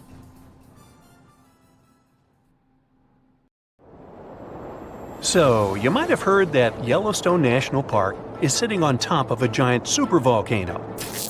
That's the reason why the area can boast powerful geysers and hot springs. But it also means that underneath Yellowstone, there is an enormous magma chamber. In 2015, researchers from the University of Utah found out that this chamber was much bigger than everyone had previously thought. They even found one more reservoir with magma under the top one. Apparently, the more spacious the chambers are, the more magma they contain. Together, the two reservoirs store a glob of magma that could easily fill the Grand Canyon not once, but 11 times. But you know the most worrying thing about the magma chambers? They tend to push against the ground above them. As a result, the land in Yellowstone rises about 1 to 2 inches a year. On top of that, Yellowstone has the status of an active volcano, and its volcanic explosivity index, yes, there is one, is 8 out of 8. Such a high number means that if this volcano erupted, it would be an apocalyptic event. To put it into perspective, the eruption of Pinatubo in the Philippines in 1991, which is considered the most powerful in living memory, was given a mere 6 on the volcanic explosivity index. Ha, loser. Now, let's figure out if there's anything to worry about. In March 2023, the University of Utah seismograph stations recorded 354 earthquakes in the entire region of Yellowstone National Park. Sounds like a lot. But keep in mind that the most impressive event of the month was a mini earthquake of magnitude 3.7. It was part of a swarm of 106 earthquakes that began on March 29th and continued until the end of the month. Yep, earthquakes apparently also come in swarms, so be aware. Experts say that Yellowstone's seismic activity is, well, kind of more active than usual, but it's really nothing serious. A geophysicist working at Yellowstone Volcano Observatory called Michael Pollan claims that the volcano won't erupt anytime soon. For this to happen, there must be enough magma ready to erupt beneath the surface. Whew. There should also be enough pressure to cause this magma to rise. But neither of these conditions exist today. According to the expert, Yellowstone is stable now. At the same time, Pollan and his team are keeping track of all kinds of underground activity, looking for warning signs of possible eruptions. Some of them can be the frequency of earthquakes and ground deformation. Thousands of mini earthquakes, coupled with extreme changes in the surface of the ground in that area, can be alarming. The team also monitors the temperature of the park's thermal features. That's another noteworthy sign of a potential disaster: park-wide changes in geyser activity, as well as gas and thermal emissions. So, despite the media claims that Yellowstone is due to erupt soon because the last eruption happened 70,000 years ago, that's not how volcanoes work. Experts say that it's one of the most popular misconceptions about volcanoes. They don't follow timelines. If a supereruption did happen, though, the most worrying thing for us would not be the lava flows, and not an earthquake that would most likely accompany the natural disaster. No, the worst consequence of such a supereruption would be ash and ashfall. Let's have a look at what it was like when the Yellowstone volcano erupted many years ago.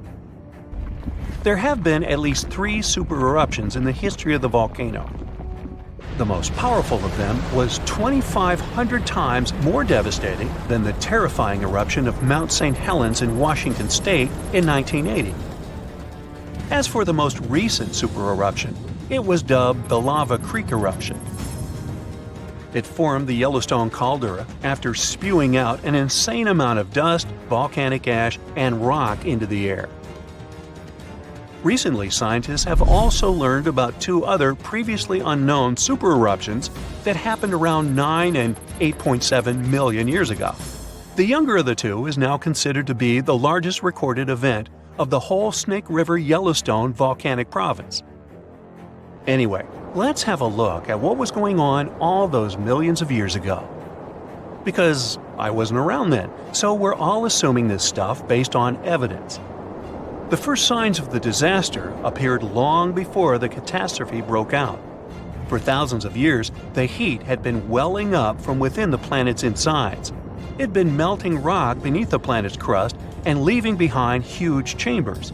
They were filled with a pressurized mixture of semi-solid rock, magma, water vapor, and different gases, including carbon dioxide. All this scorching underground soup was expanding since more and more magma arrived with time. The land over the volcanic system was rising upward almost unnoticeably. A year before the supereruption, Yellowstone gave a warning, a burp maybe, but that long ago there was no one who could interpret these signals. Plus, those alarming processes were mostly going on underground. For example, decompression releases gas bubbles. While bursting, such bubbles can often power particular kinds of eruptions. Months before the eruption, small-scale earthquakes became more frequent and more intense. The ground in many spots all over the supervolcano got hotter than it used to be. Surface lakes and groundwater also became warmer. If people had been around at that time, they would have noticed unusual steam fogging in that area. Not long before the eruption started, the growing pressure pushed the ground over the magma chamber up. This created a dome-shaped uplift. Narrow cracks started to open along the edges of this dome. Imagine opening a bottle of soda after you've shaken it. Something like that was happening near the volcano. Think Mentos and Diet Coke. The pressure was released through the fractures when gases were bursting out from under the surface. So right before the disaster, the ground around the Yellowstone volcano lifted. Geothermal pools and geysers heated up to boiling temperatures and got more acidic than usual. The magma started to rise toward the surface. At one point, the rock roof of the magma chamber couldn't resist anymore and the eruption kicked off. Small but constant tremors began to move the ground days before the catastrophe.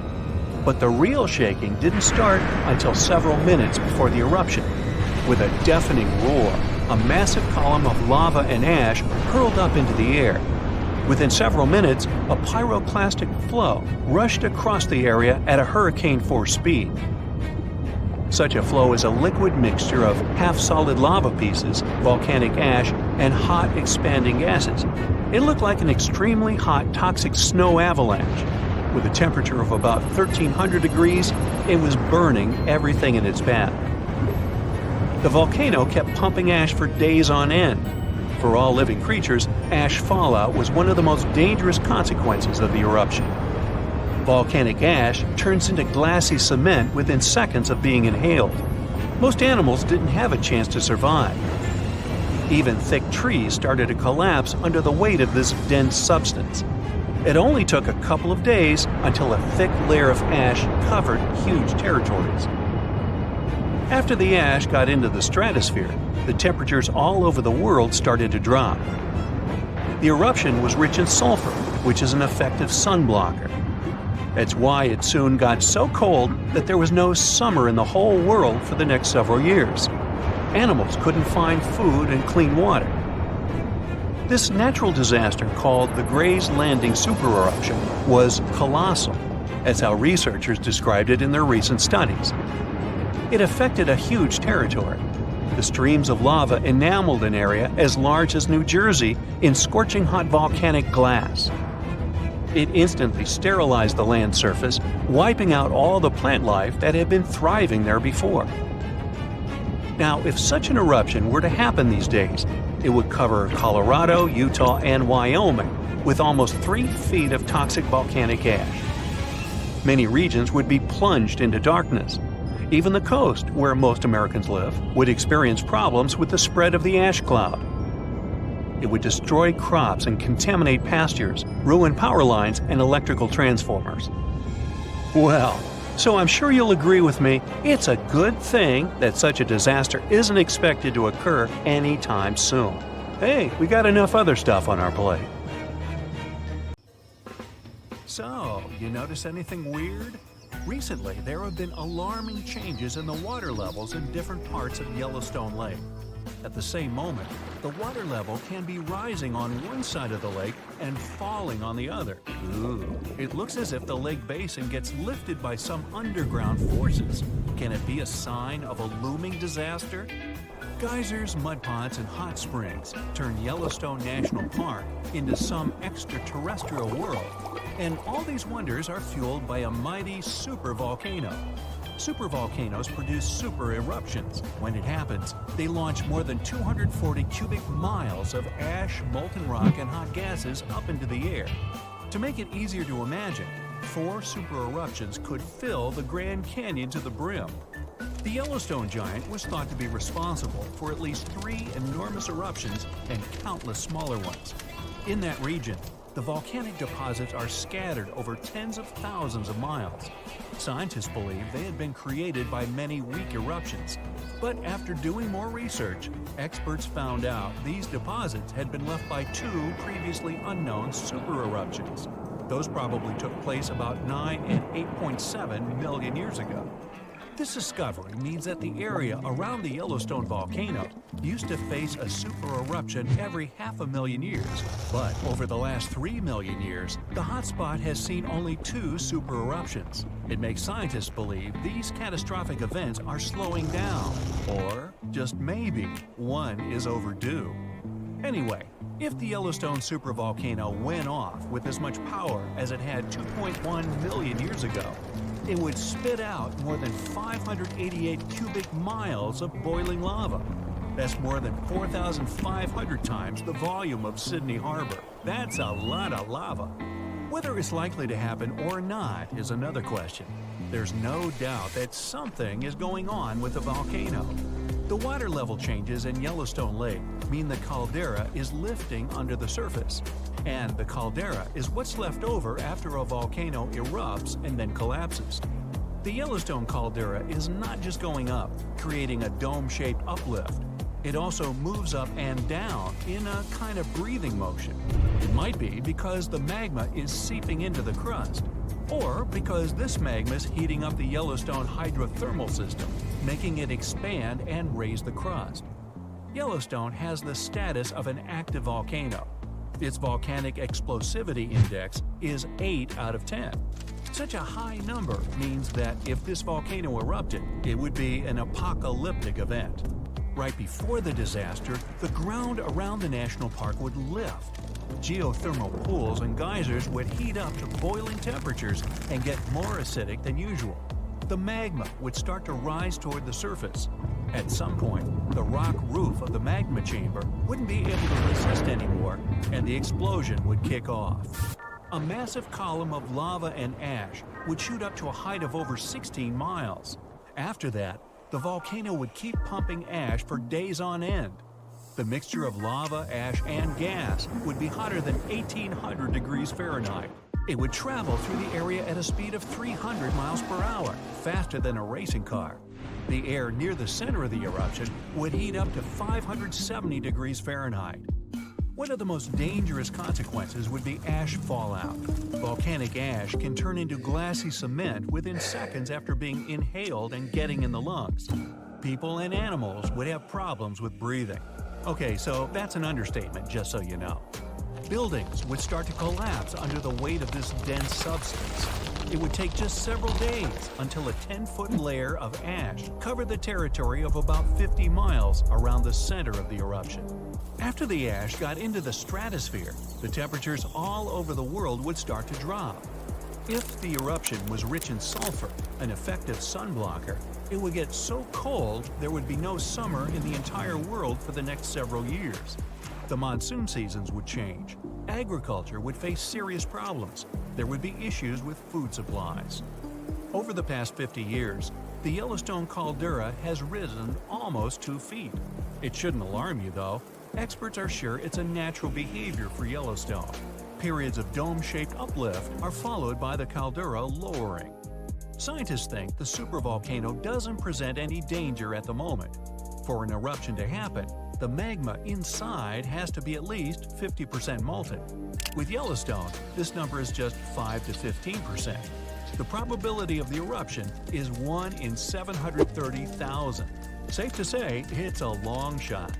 Even better, a recent study made the researchers believe the hotspot might be in a state of decline right now, even despite all the breathing and dome-raising activity. Still, there have been tons of discussions about what people could do to prevent the disastrous supereruption from happening. And the most popular and seemingly effective idea was to cool the Yellowstone supervolcano down. Unfortunately, there's a catch. The volcano leaks out only 70% of the heat which comes from its magma-filled chambers, but the rest of the heat stays inside. As soon as it reaches a particular threshold, the volcano erupts. If it was possible to extract at least 35% of the Yellowstone volcano's heat, the eruption could be avoided. The cooler the magma is, the thicker and stickier it gets. It stops being so fluid and doesn't try to get out to the surface anymore. After considering these facts, NASA scientists came up with a plan. They suggested drilling a 6 miles deep well and pumping down cold, pressurized water.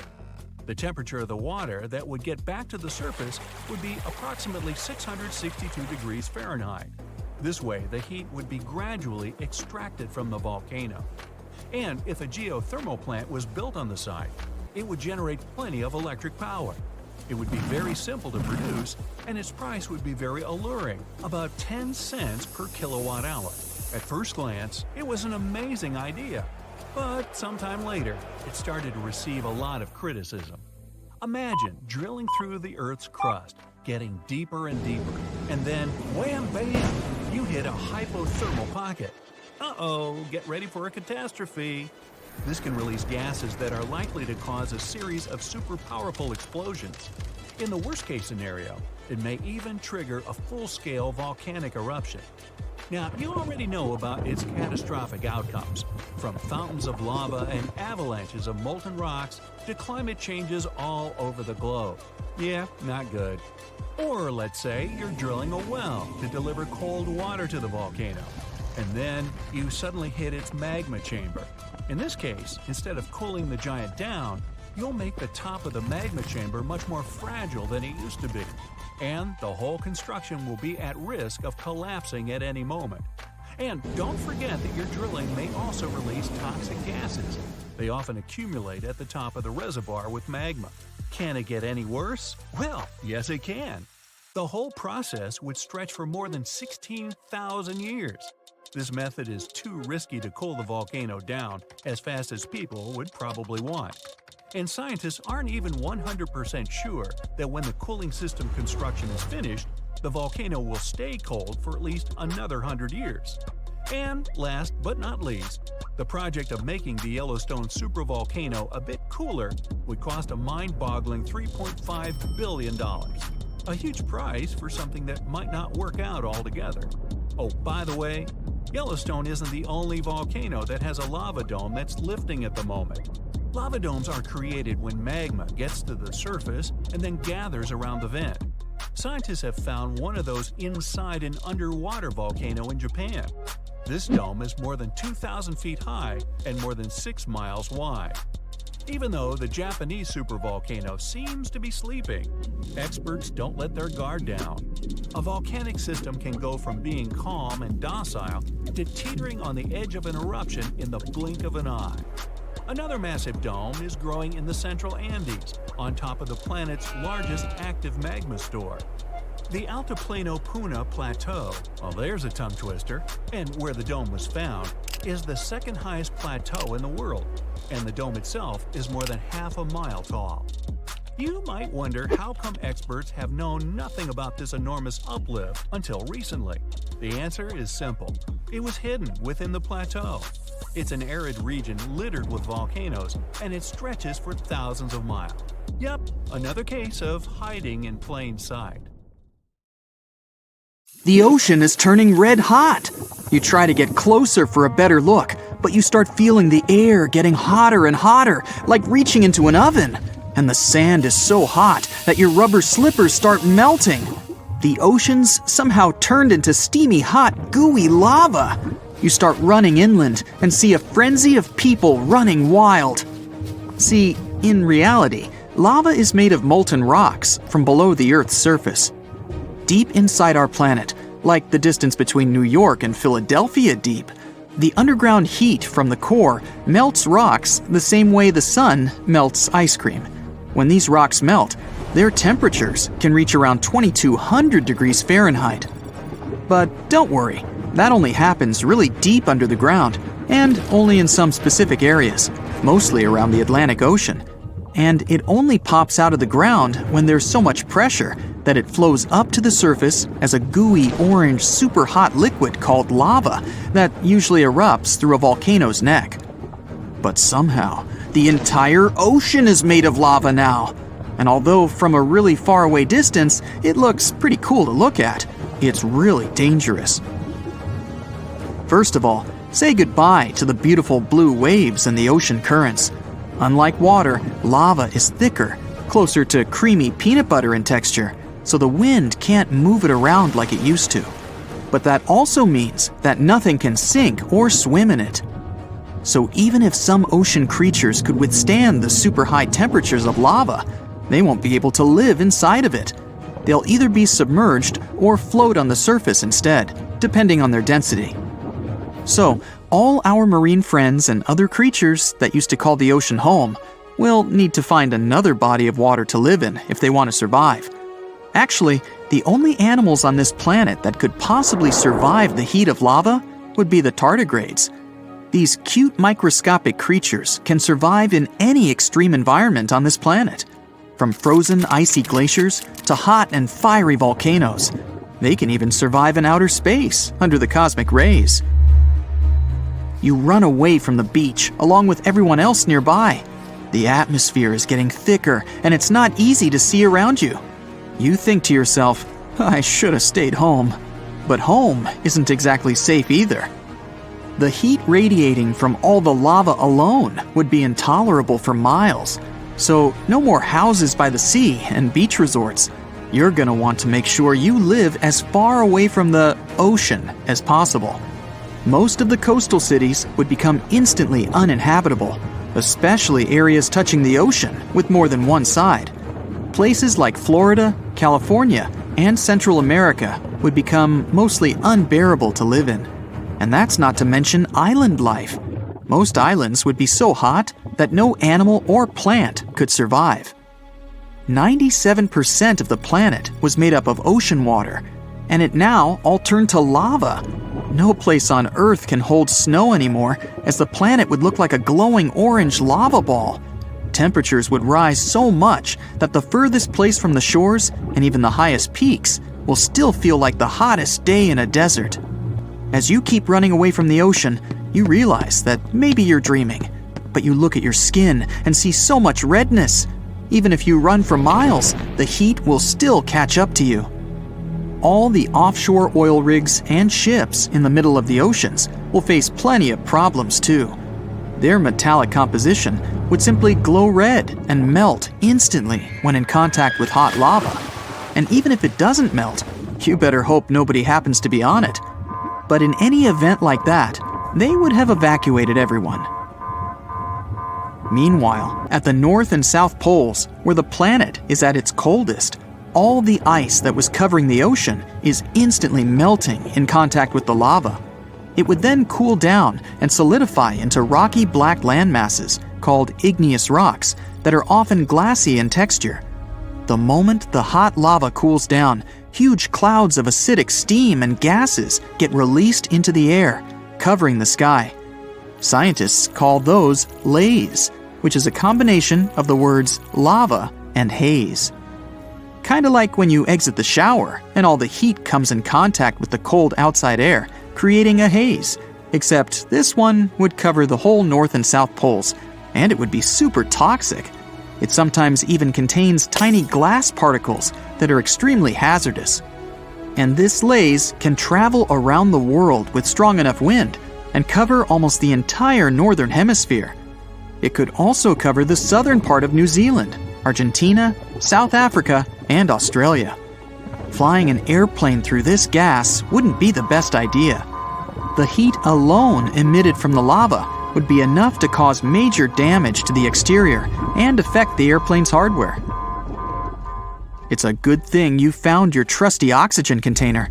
The air is barely breathable at this point. You make your way to your car and drive away as fast as you can. But even your car's taken some damage. You drive out to the countryside, where the atmosphere hasn't been affected by the lava yet. But even all the way out here, the temperature is changing.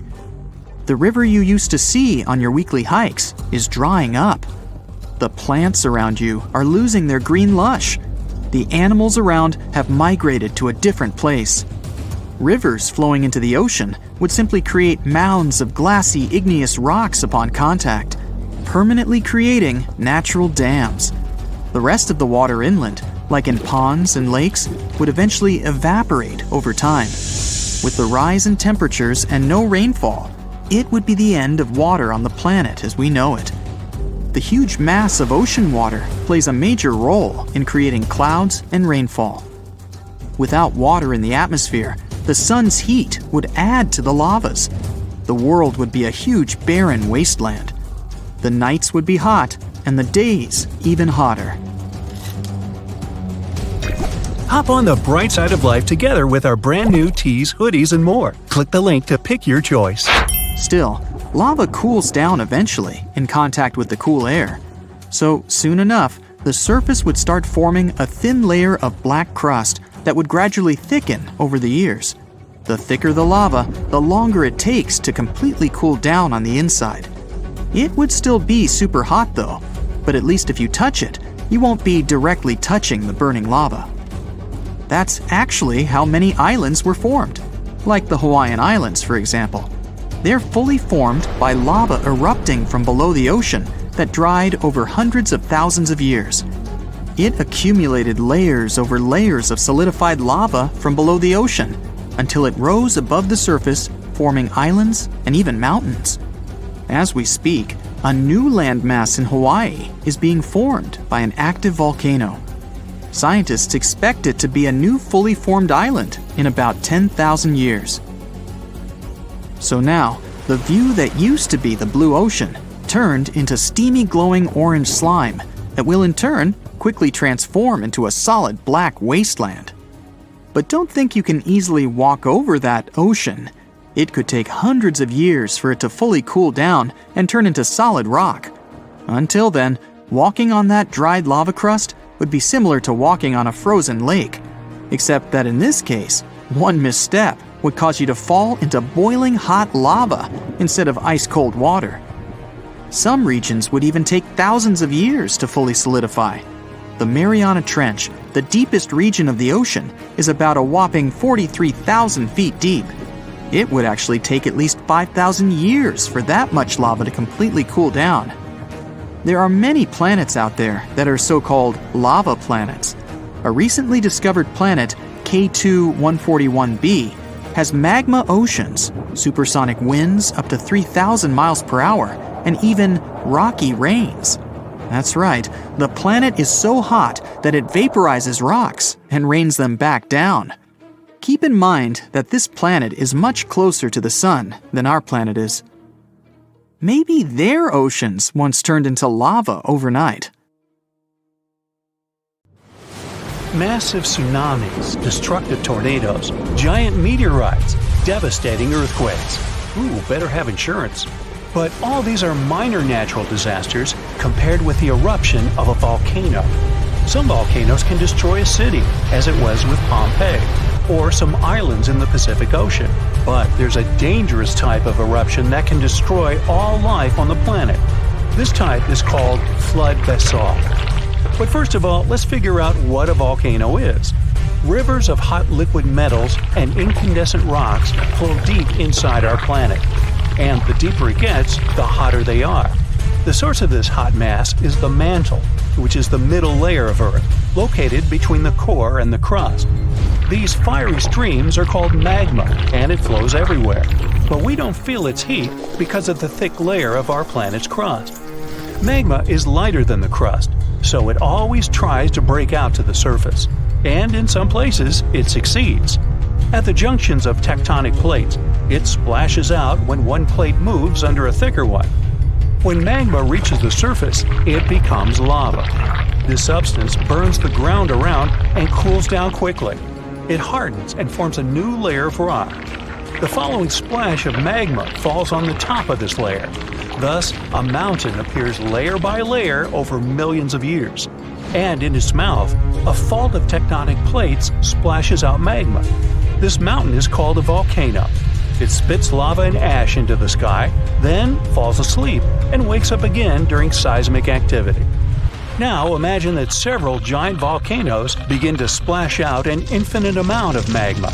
It just doesn't end and covers an entire continent.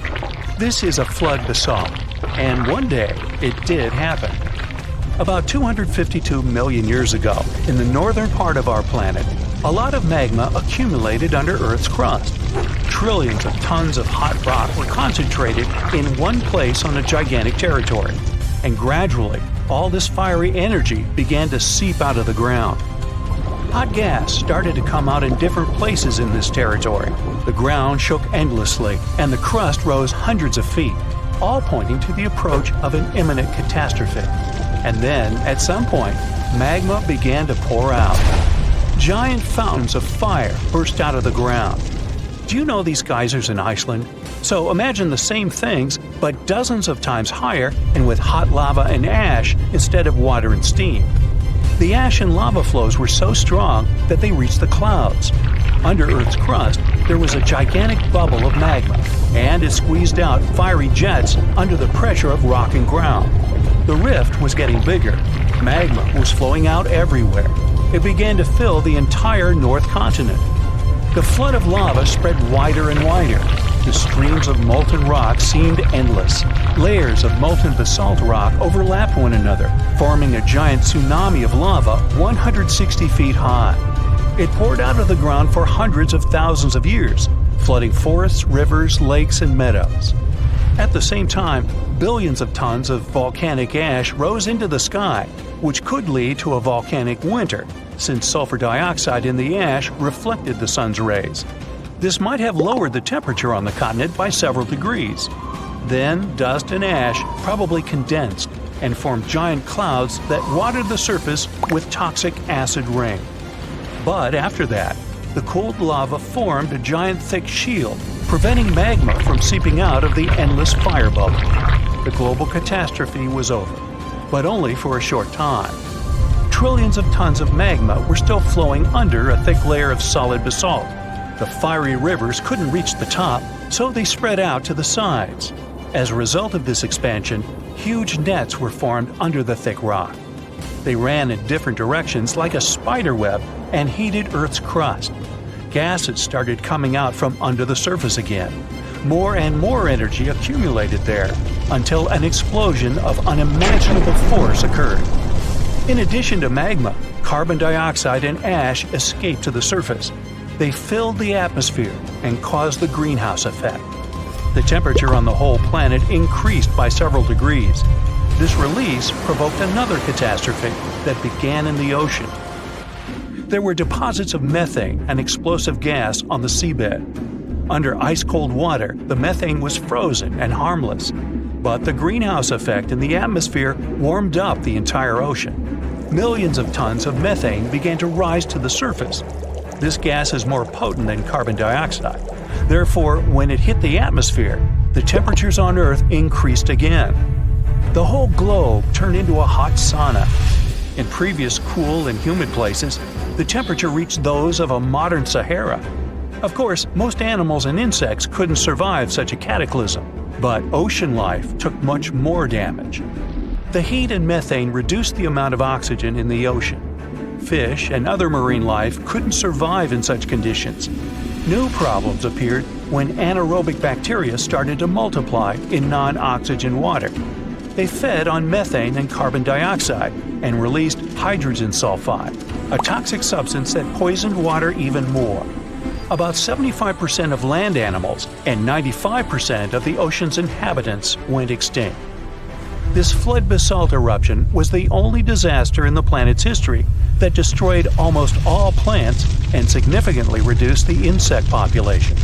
Several species of the hardiest animals managed to survive in these conditions. The planet took about 10 million years to recover completely. After that, evolution began a new process of developing life.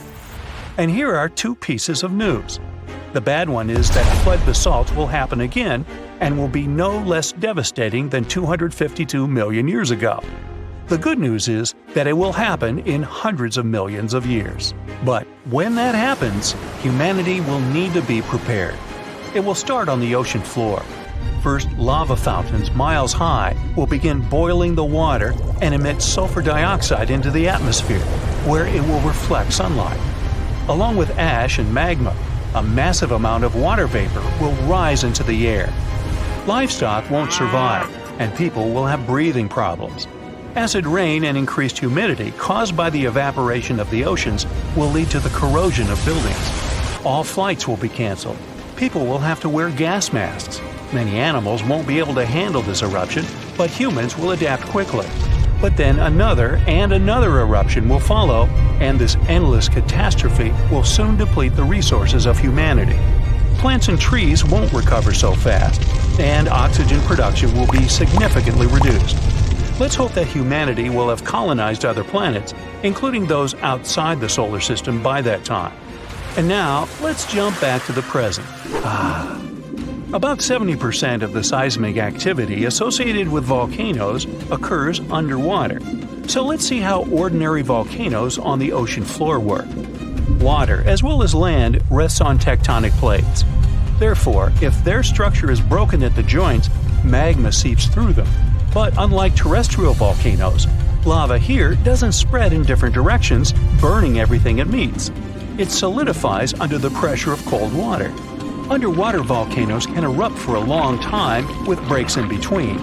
Magma covers the seabed. After another 100 or 1,000 years, a new eruption begins and a new layer of rock forms over the previous one. Over millions of years, layer by layer, magma is rising. And then, one day, a volcano rises out of the water. Magma splashes out of it and increases its height. And now we have a large volcanic island. Then the volcano falls asleep and life appears on the newly formed piece of land. Magma flows from the planet's mantle, filled with various chemical elements. This hot mix saturates the soil with useful substances and thus promotes the growth of plants and trees.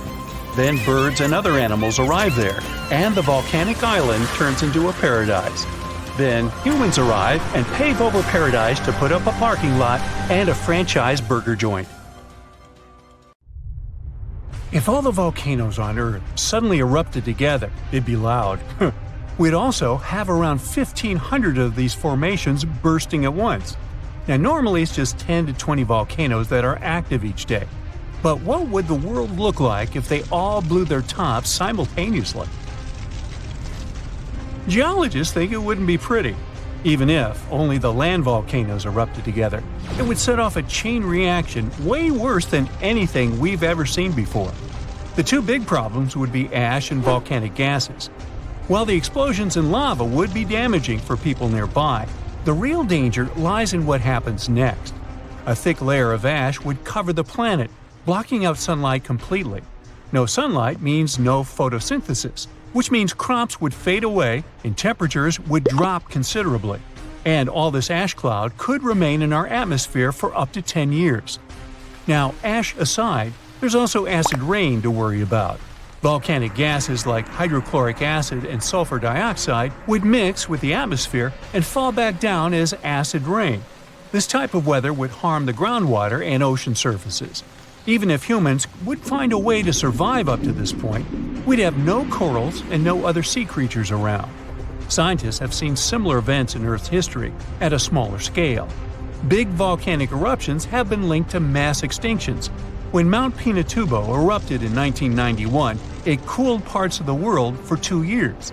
But the extra carbon dioxide from these eruptions could also heat the planet, the same way we turn our stoves to broil for that extra crispy layer on our casserole. Geologists also mentioned that there's evidence in our atmosphere that stuff like this may have happened in the distant past. During the Cretaceous period, carbon dioxide levels were way higher than today, which made it difficult for marine life to thrive. Who would survive all this? Probably just some extremophiles, these organisms that survive in harsh conditions like hot springs or deep undersea vents. As for humans, we could all lay low in underground bunkers until things clear up, or build multiple space stations that could fit us all. Yeah, right. The chances of all volcanoes erupting at once, though, are very slim. Whew! That's because there isn't one giant source supplying all the volcanoes on Earth. Each one of these openings has its own deposit of magma, except for a few cases where they indeed share the supply. For example, in 1912, Nova Rupta in Alaska erupted alongside another volcano sharing magma. Scientists have also found evidence of magma hiding under volcanic areas, like under the Toba volcanic zone in New Zealand. This magma can spread out horizontally for long distances, but is still just a local feature.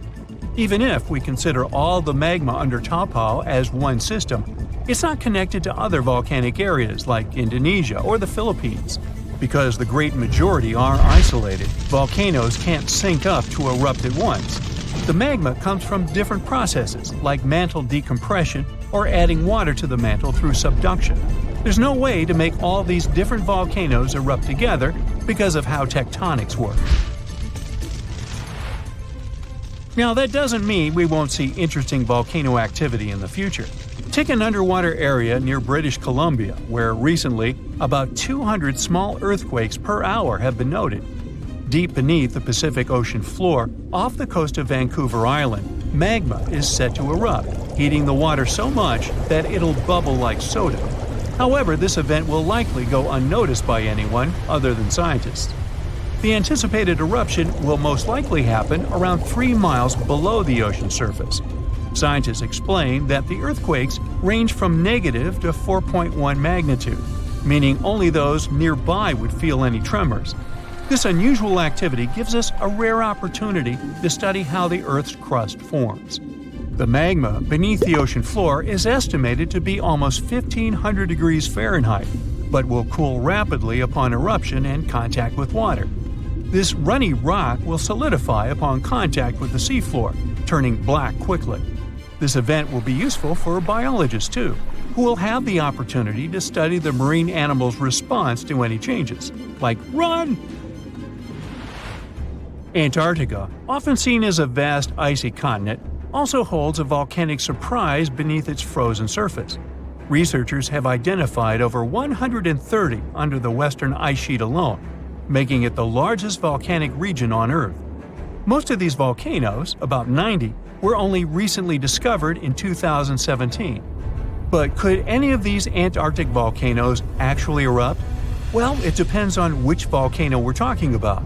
While these formations are relatively young in geologic terms, it's hard for scientists to tell if they're still active or not. There are only 2 confirmed active volcanoes in Antarctica, Deception Island and Mount Erebus. The latter, standing tall as the highest peak on the continent, has been continuously erupting since at least 1972. It's known for emitting gas and steam, and sometimes even throwing out rocks in what are called strombolian eruptions. One of its most notable features is a persistent lava lake in its crater, a rare phenomenon due to specific conditions needed to keep the surface molten. For instance, it's fueled by a steady supply of magma from deep within the Earth's mantle. This continuous inflow of molten rock provides the material for the lava lake to exist. It also features low ambient temperatures. Despite its location in Antarctica, Erebus has relatively mild temperatures in its summit region because of the heat generated by the volcanic activity. This allows the lava lake to remain liquid rather than freezing over. Deception Island, another active volcano, last erupted in the 70s. While it's currently not showing signs of imminent eruption, it's being monitored closely for any concerning activity. Apart from these two being confirmed to be active, Antarctica is dotted with fumaroles, openings in the Earth's crust that release gases and vapors. Sometimes these fumaroles can create icy towers reaching heights of 10 feet. What we should focus on is maybe supervolcanoes. They're this type that has the potential to produce the most massive and destructive eruptions. Unlike the typical one, which has a single vent, supervolcanoes have a vast magma chamber beneath the surface, spanning tens or even hundreds of miles in diameter. Their eruptions can have catastrophic effects on the surrounding area and even impact global climate patterns because of the amounts of ash and gases they spill out into the atmosphere. One famous supervolcano is the Yellowstone one, which some say is gearing up for another eruption. It has the capacity to unleash a colossal eruption, spewing over 240 cubic miles of material. As much as we'd like to predict its behavior, volcanoes don't stick to a calendar. On the contrary, eruptions simply happen when there's enough magma beneath the surface. There also needs to be enough pressure for the magma to travel upwards. As far as we can measure, these conditions are not currently met at Yellowstone. Sure, many volcanoes operate on a cyclical pattern, but that doesn't mean Yellowstone is overdue. In fact, Yellowstone has had just 3 major eruptions over the past 2.1 million years. Also, the term supervolcano refers to the formation's size, not necessarily how fussy it is. Yellowstone's monitoring is extensive, tracking seismicity, ground deformation, thermal emissions, gas, water chemistry, and surface changes. Signs of an eruption would include thousands of earthquakes over a short period. We'd also see deformation on the ground and weird gas emissions ahead of time. Stable as it might look like for now, the consequences of it having a major eruption could look ugly. Ash dispersion could blanket a 500-mile radius, potentially disrupting Midwest agriculture and clogging waterways. Ash and gas emissions into the stratosphere could induce global climatic effects, making our planet colder for several years. And yes, we've seen some research that it shows there's more liquid molten rock under the Yellowstone volcano than scientists believe. But that doesn't translate to imminent danger. So this huge volcano, everyone thought to be extinct, woke up and spat out a black ash cloud 50 miles high. That's about 9 times as tall as Mount Everest. Located in what is now Indonesia, the powerful Krakatoa had caused huge tsunamis that rocked over ships as far away as South Africa. It also changed the temperatures around the world for several years. The volcanic island of Krakatoa in the Sunda Strait was likely born thanks to another major eruption several centuries ago. It hadn't erupted for at least 200 years before 1883. So the first tremors and blasts in May of that year came as a total shock to people living nearby.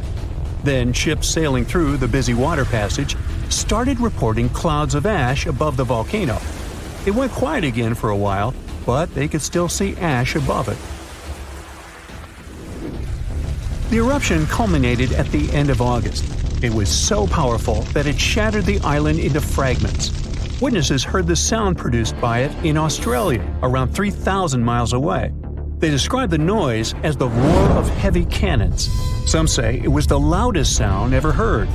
During the next 5 days, the pressure wave from the eruption traveled around the globe 3.5 times and was seen on barographs on different continents. Hot avalanches of ash spread down the volcano as far as 25 miles away at crazy speeds. They ruined the surrounding islands and took 36,000 lives. Tens of thousands more drowned in tsunamis that happened after the volcano had collapsed into the caldera. Over 100 coastal villages on Java and Sumatra were completely wiped out. All this made the waking up of Krakatoa one of the most devastating in the entire recorded history. The Earth's crust is like a giant puzzle, made up of massive pieces known as tectonic plates. These plates are constantly sliding against each other over the mantle, which is the molten layer beneath. Indonesia is right in the middle of the so-called subduction zone. Here, the Indo-Australian plate collides with part of the Asian plate as it moves northward. As the oceanic plate dives down, it gets heated up, and you've got the perfect recipe for a volcanic hotspot. Krakatoa had 3 peaks, each serving as an exit door for a massive magma chamber beneath it. During a previous eruption, debris blocked one of these exits, and the pressure built up beneath. When Krakatoa finally blew its top, the blast split the magma chamber wide open. The eruption led to a so-called volcanic winter. Krakatoa had sent 6 cubic miles of rock, ash, and debris into the atmosphere. They created a thick veil that surrounded the Earth.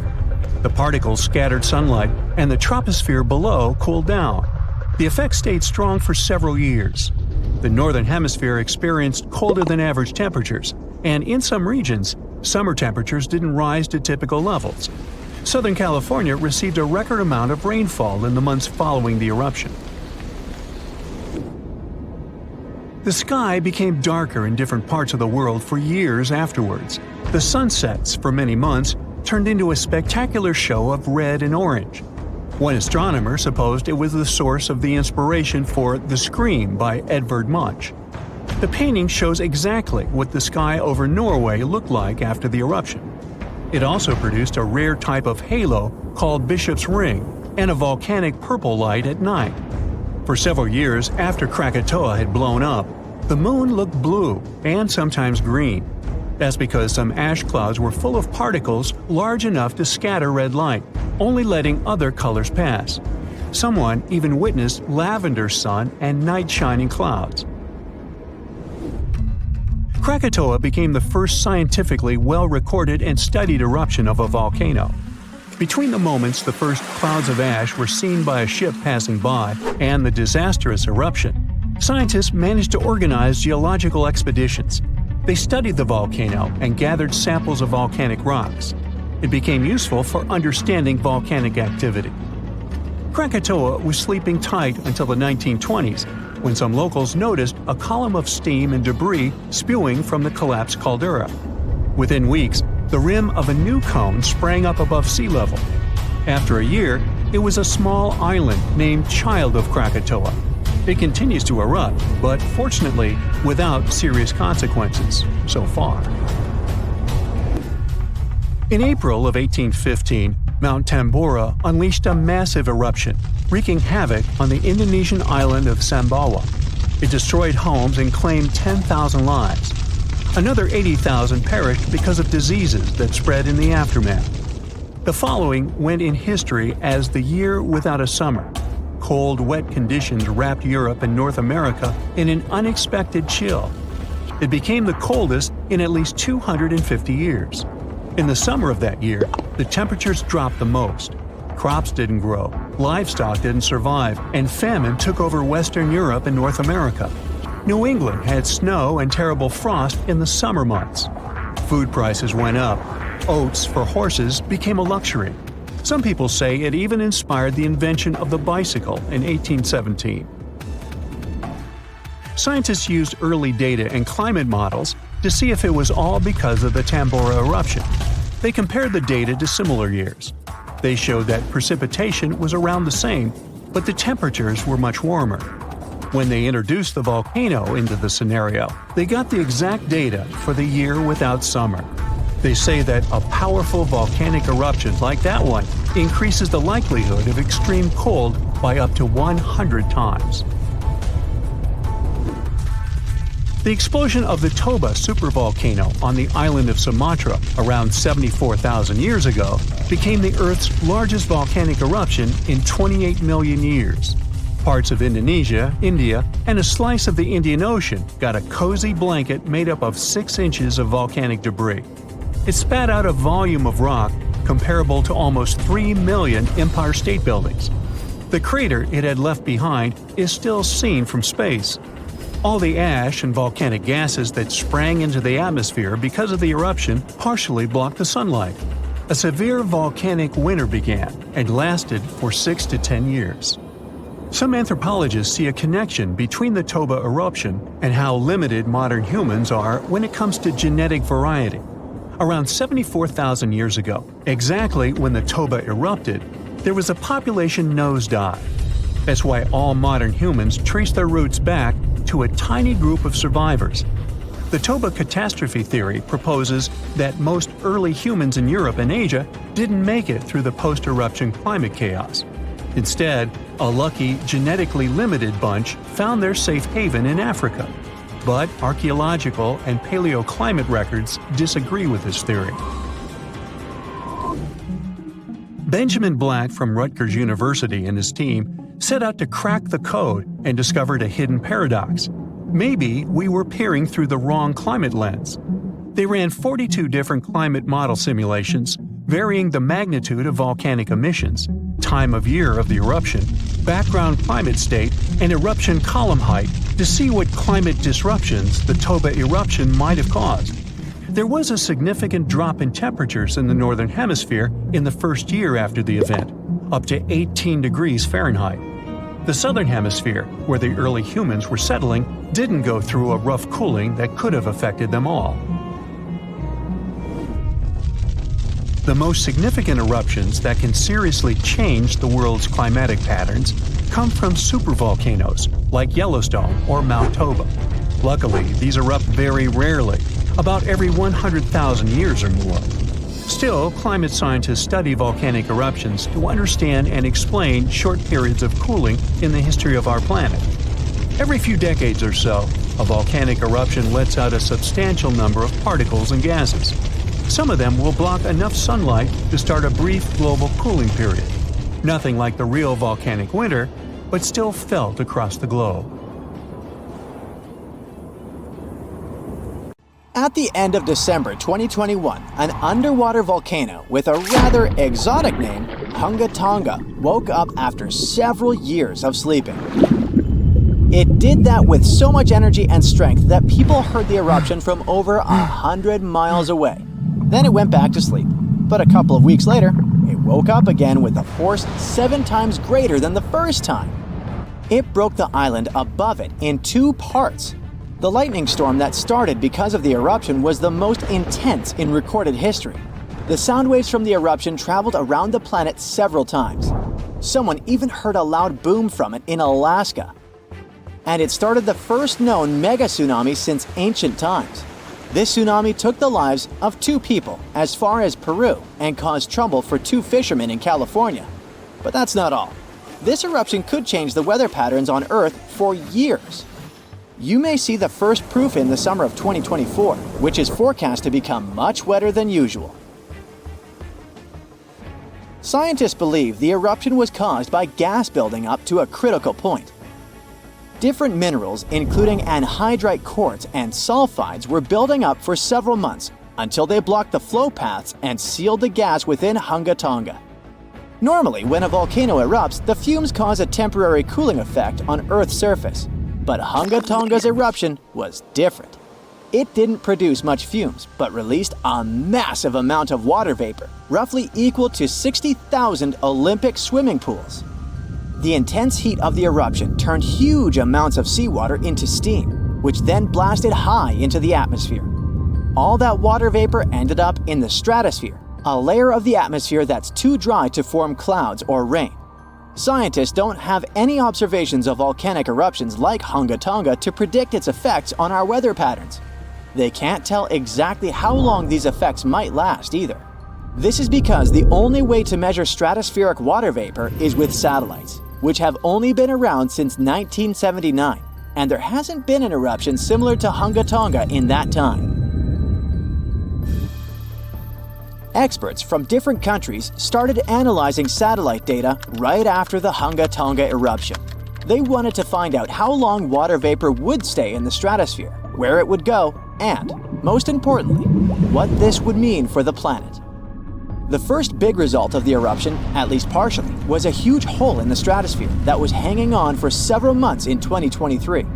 By the time it appeared, the water vapor had reached the polar stratosphere over Antarctica. In the following years, there wouldn't be enough water vapor left to enlarge this hole. It looks like Hunga Tonga will have just a minimal effect on global average temperatures. But there are some surprising, lasting regional impacts. One of the scientific models forecasts colder and wetter winters for northern Australia until about 2029. In North America, it predicts warmer winters, and Scandinavia could have even colder winters. This is just one study though, and one approach to understanding how the eruption of Hunga Tonga can change our weather. We do have at least one example from history when a volcano eruption changed the world. Over 2 centuries ago, in 1815, Mount Tambora erupted and caused the year without a summer. In the following year, the winter was unusually cold and wet weather across Europe and North America. A recent study confirms that 1816 wouldn't have been this cold without the volcanic eruption. The immediate effects of the eruption were catastrophic, with tsunamis destroying homes, claiming 10,000 lives and 80,000 more who fell ill in the aftermath. The eruption of Mount Tambora was one of the strongest in the last 1,000 years.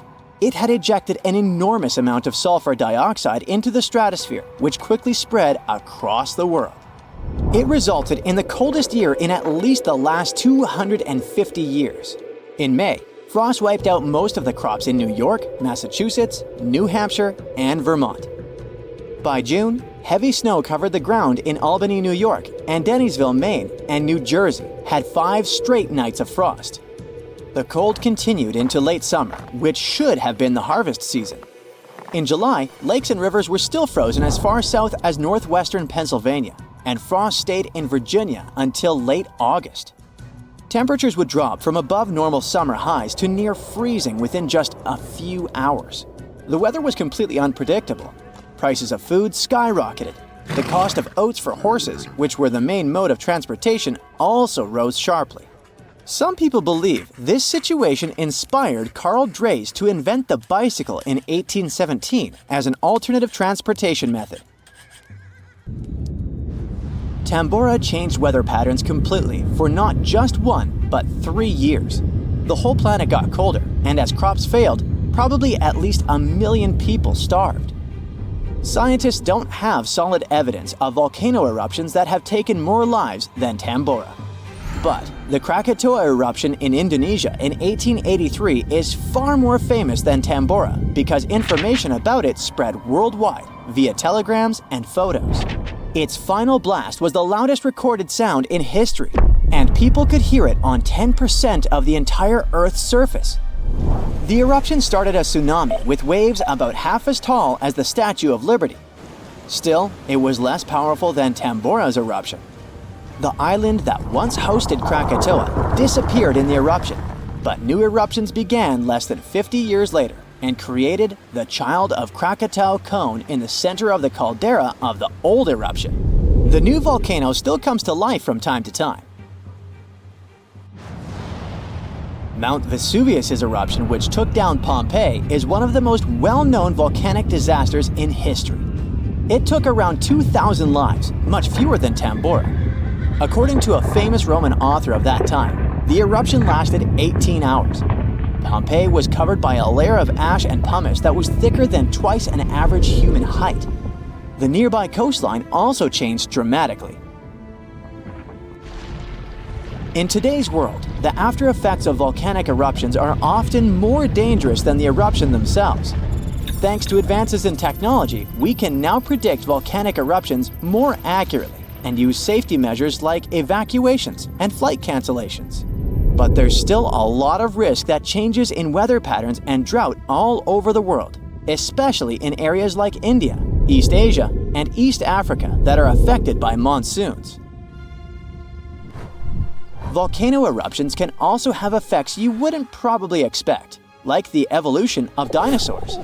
These guys were once the size of cats, waiting for their time to shine. It came around 230 million years ago.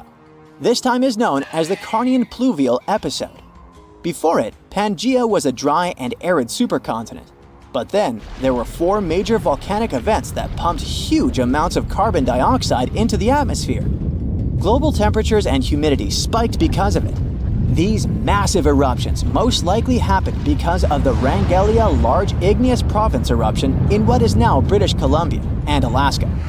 This prolonged volcanic activity created the right conditions for dinosaurs to blossom and diversify, and also for the rise of other groups like modern conifers, ferns, crocodiles, turtles, insects, and early mammals. With higher temperatures and more rainfall, terrestrial plants have evolved, and humidity-loving ones have become dominant. Without those changes in the world, we could have a completely different natural history. There's some solid proof that volcanic activity has really changed the weather patterns back then. Scientists have found layers in the Earth's core that show different types of carbon. It means there were 4 massive releases of carbon dioxide into the atmosphere. The data on mercury and carbon together shows that the spike in mercury levels was thanks to a major volcanic event that affected the global carbon cycle, and not just local eruptions. The latest super eruption of Yellowstone occurred 640,000 years ago, and it was long before Homo sapiens saw the light of day. But we were around during another, no less devastating natural disaster. This super eruption took place on the island of Sumatra around 74,000 years ago. That's when an erupting supervolcano wreaked havoc on huge territories, sending up plumes of debris and ash that spread for thousands of miles and caused temperatures on the planet to plummet. The effects of this super eruption were visible as far away as southern Africa. Experts believe they could have impacted early humans there. By the time the volcano erupted, our ancestors had already been using stone tools and had likely known how to produce yarn.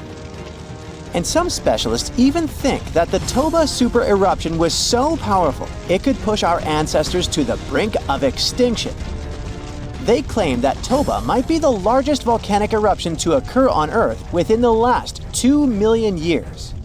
The eruption disgorged so much pyroclastic rock, it would be enough to cover the entire United States to the depth of a 1-story house. About a third of that deposit piled up on northern Sumatra, while a lot more ended up beneath the floor of the Indian Ocean. The super eruption left an elliptical crater lake around 60 miles long. The caldera is so large it's hard to feel that you're indeed in a volcano. Pumice deposits from the eruption remain in the canyon walls and go deep below the ground. There aren't many arguments about the amount of pumice and ash involved in this disaster. At the same time, experts aren't sure how much sulfur ended up in the atmosphere. Even some sulfur layers in the polar ice could be potential candidates, but so far, scientists haven't found any connection between them and Toba. But let's get back to the dramatic impact the super eruption had on early humans. It turns out some not only survived but even thrived after this natural catastrophe, at least judging by the artifacts they made during and after the eruption. The disaster might not have posed a serious threat to those of our ancestors who took refuge along the coast. Genetic evidence hints that modern humans descend from a few thousand people that ventured out of Africa around 60,000 years ago. Why just a few thousand? According to some experts, the rest of our ancestors could have been devastated by the Toba eruption. After all, the supervolcano spewed out 1,000 cubic miles of dust and rock in a flash, leaving a scar in the ground that was dozens of miles wide. All that dust and sulfur Toba sent into the atmosphere potentially cooled the surface of our planet, which led to the appearance of glaciers and the lowering of Earth's sea levels. And since Toba might have had an important role in shaping humankind, scientists have been working hard trying to understand precisely how early humans reacted to this disaster. In 2011, several researchers found an enigmatic soil sample in South Africa's Pinnacle Point, an archaeological site overlooking the Indian Ocean. This sample contained some volcanic ash. After examining the layer, they found more than 400,000 artifacts left by early humans. Those ranged from heat-treated stone tools to signs of fire and animal bones. Based on this finding, the team suggested that early humans on the South African coast thrived after the eruption, living in that area for thousands of years and improving their tools. The region might have served as a refuge during and after the Toba eruption. A 2009 study suggested that the eruption could have lowered global temperatures by 14 degrees Fahrenheit. It would have made survival tough elsewhere in Africa. If there had been a volcanic winter, it wouldn't have been as cold along the coastline. On the other hand, newer studies claim that Toba spewed out so much sulfur into the atmosphere that the resulting aerosols could have stuck together, which would have limited their cooling effect in the long term. In other words, right after the eruption, temperatures would have plummeted, but only in some regions. And after 3 years or so, the effects of the eruptions would have calmed down altogether, becoming not dangerous to humans. Well, apparently, more research is needed. Meanwhile, let's figure out if we should watch out for any volcanoes these days. Last year, thousands of small earthquakes shook the ground near Iceland's Svartsengi geothermal power plant. Magma rose to the surface there, and now it has opened wide fractures slicing through the small town of Grindavik. The ground there is still swelling, and an eruption might happen with little notice. But of course, that's not all. Over the planet, 45 other volcanoes keep rumbling. For example, Italy's Vesuvius, that infamous thing that finished the city of Pompeii in 79 CE. Over the last 17,000 years, the volcano has experienced 8 explosive eruptions, followed by powerful pyroclastic flows, dense masses of super hot ash, lava fragments, and gases flowing at high speeds. The volcano's last eruption happened in 1944. Mount Rainier is one of the most dangerous volcanoes in the USA. Its high elevation, chemical composition, and proximity to Washington's Seattle and Tacoma suburbs, and the volcano's ability to produce massive pyroclastic flows make Mount Rainier a threat to consider. The heat from this volcano could potentially melt the ice and snow covering it, leading to rapid downstream flows of debris, mud, and rocks. The Novarupta volcano in Alaska's Katmai National Park and Reserve formed in a 1912 eruption, which was the world's largest in the 20th century. The volcano sent almost 7 cubic miles of ash and debris into the air. It also produced such a powerful ash flow that it created the Valley of 10,000 Smokes. Mount Pinatubo is located in a populated region in the Philippines. It became notorious after a 1991 massive eruption, which was the second largest eruption of the 20th century. More than 700 people lost their lives during that natural disaster. Today, more than 21 million people live within 62 miles of Pinatubo. Mount Agun, a continuously erupting volcano in Indonesia, had its last major eruption in 1963. It was one of the most tragic eruptions in the country's history.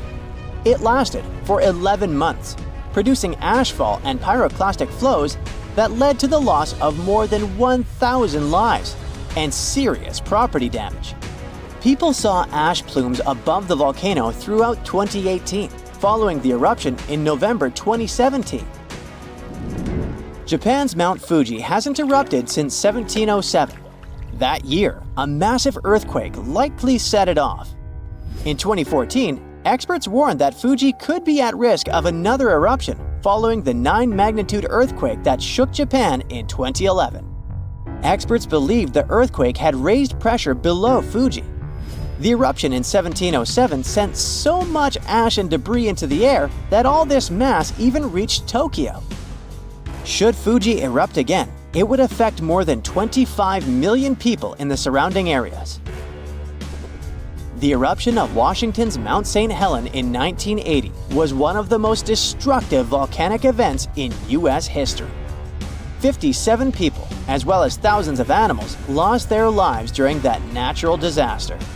The eruption also destroyed around 200 square miles of forest. Experts think that Mount St. Helens' history of massive eruptions means that future catastrophes are bound to happen. The next explosive eruption might send large amounts of ash all over the Pacific Northwest. No wonder the volcano is under close monitoring. One of Indonesia's most active volcanoes, Mount Merapi, has been erupting for centuries. NASA claims that the biggest risk of this volcano is pyroclastic flows, which can spread over vast areas and harm loads of people. For the last time, Merapi erupted in January 2024, sending plumes of smoke into the air. These days, more than 24 million people live in the area surrounding this volcano. So, you're getting ready for your adventure in the land of ice and fire. But before you switch your phone to Volcano Explorer mode, hear me out. You need to pack properly to get the most out of your trip. Now, never underestimate the Icelandic weather. It doesn't matter if you're going there in May or January, you can expect all seasons in one trip or even one day. If you're going in summer, pack both light and warmer layers and some good hiking boots. You'll definitely need a waterproof and windproof outer layer. Don't be shy to bring an insulated winter jacket. It's always better to take them off than not have it and freeze. One more thing you need to know about the Icelandic summer is that between June 15th and June 30th, you can expect something known as the midnight sun. The sun doesn't set until after midnight, and even then, it barely goes below the horizon, so it looks more like the evening twilight. Unless your accommodation has extra dark and thick curtains, you might have trouble sleeping when it's so light outside. That's why it's a good idea to pack a sleeping mask. And for the daytime, you'll definitely need sunglasses and sunscreen. Or you could just pop by in December when it's only light for 4 hours and 7 minutes a day. Winter temperatures aren't as terrible as you might think, but the snow and wind coming from all directions make things worse. So focus on staying warm and dry. An insulated jacket, another warm layer or two, thermal pants, reflective waterproof pants to stay dry and noticeable in the snows, a good warm hat, and sturdy boots will literally take you a long way.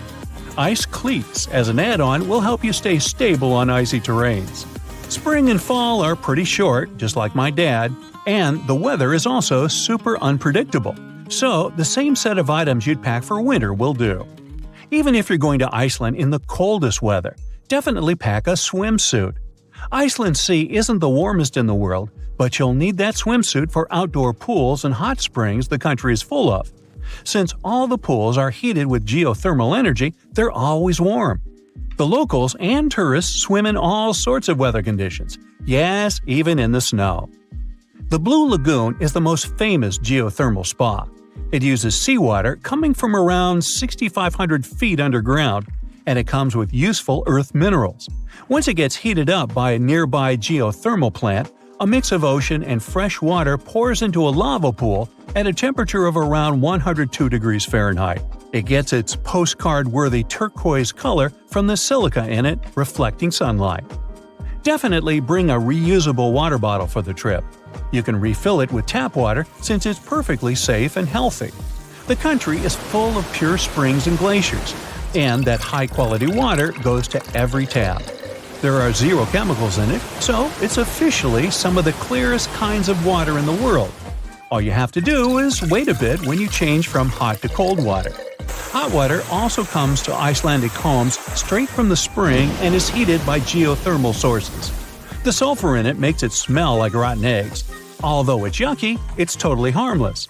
Bottled water is overpriced and it literally comes from the same tap. Icelanders will have no problem speaking and understanding English, but if you want to feel more like a local, you could bring translation earbuds. Icelandic is pretty difficult to grasp on the go and might sound unusual. The language has less than 500,000 native speakers, but they're super proud of it, and it keeps growing. Instead of borrowing words from other languages for new concepts, they create new words or repurpose some old ones. The Icelandic for computer, for instance, totally translates as the number oracle. There are over 130 ways of saying wind, and 112 of them are written on a wooden walkway from the calmest to the strongest wind, just in case you want to learn them. There are also some concepts the English language just doesn't have. For example, this window weather. It's the kind of weather that looks good from the inside, but once you step out, you regret your decision. Makes sense to me. In case, for some reason, you were planning to bring a horse to Iceland, stop right there. The Icelandic horse is one of the oldest and purebred horses in the world, with a history of the breed going back to the 10th century. The story goes that the ancestors of today's beauties were carefully selected to be brought to Iceland from Norway during the Viking years, and no one has imported any other horse breeds to Iceland since the 11th century. It is banned by law. This complete isolation helps the Icelandic horses stay super healthy and live a long life. These beauties used to be the only form of transportation in the country. They've adapted to survive in all kinds of weather conditions and have grown, although they still don't look huge. And when you see it, never call it a pony. It can offend the locals. Now, I don't want to be the one to tell you, but your wish won't come true just because you threw a coin in one of Iceland's thermal springs. The signs forbidding throwing coins are all over the place for a good reason. The coins keep hanging in crystal clear waters, ruining the natural look of geysers and pools. Plus, researchers have proved that coins and other trash can change the color of the thermal water for good. That's precisely what happened in Yellowstone. The Morning Glory pool changed its color from tropical blue to green with orange and yellow hues. If you don't want that to happen to the beautiful Icelandic landscapes, then keep the coins for souvenirs or in your pocket. Now, elves are a big deal in Iceland. About half of the population believes in their existence. The local folklore sees elves as the hidden people who live in the lava fields. When someone wants to build something in one of those, they have to take into account the elves' opinions. Yes, these guys have a spokesperson who comes to meetings. Sometimes road construction is even diverted around boulders where the elves live, so not to disturb them. These little guys go house hunting during the winter holiday season, and it is 13 elves called the Yule Lads who bring the young generation of Icelanders their gifts. If you want to learn more about the elves during your trip, you can sign up for Reykjavik's Elf School. You'll get textbooks, a legit elf diploma, and tea with cookies as a bonus. They might seem like a regular photo prop, but these little pyramids of rocks actually have a name and history. The humans of the past used to build cairns to be used as kind of a GPS system long before the concepts of cars and GPS was even created. Travelers marked certain spots along their routes to help other wanderers find the path. They used to be the only way of marking the routes, and you can still find them all over the island.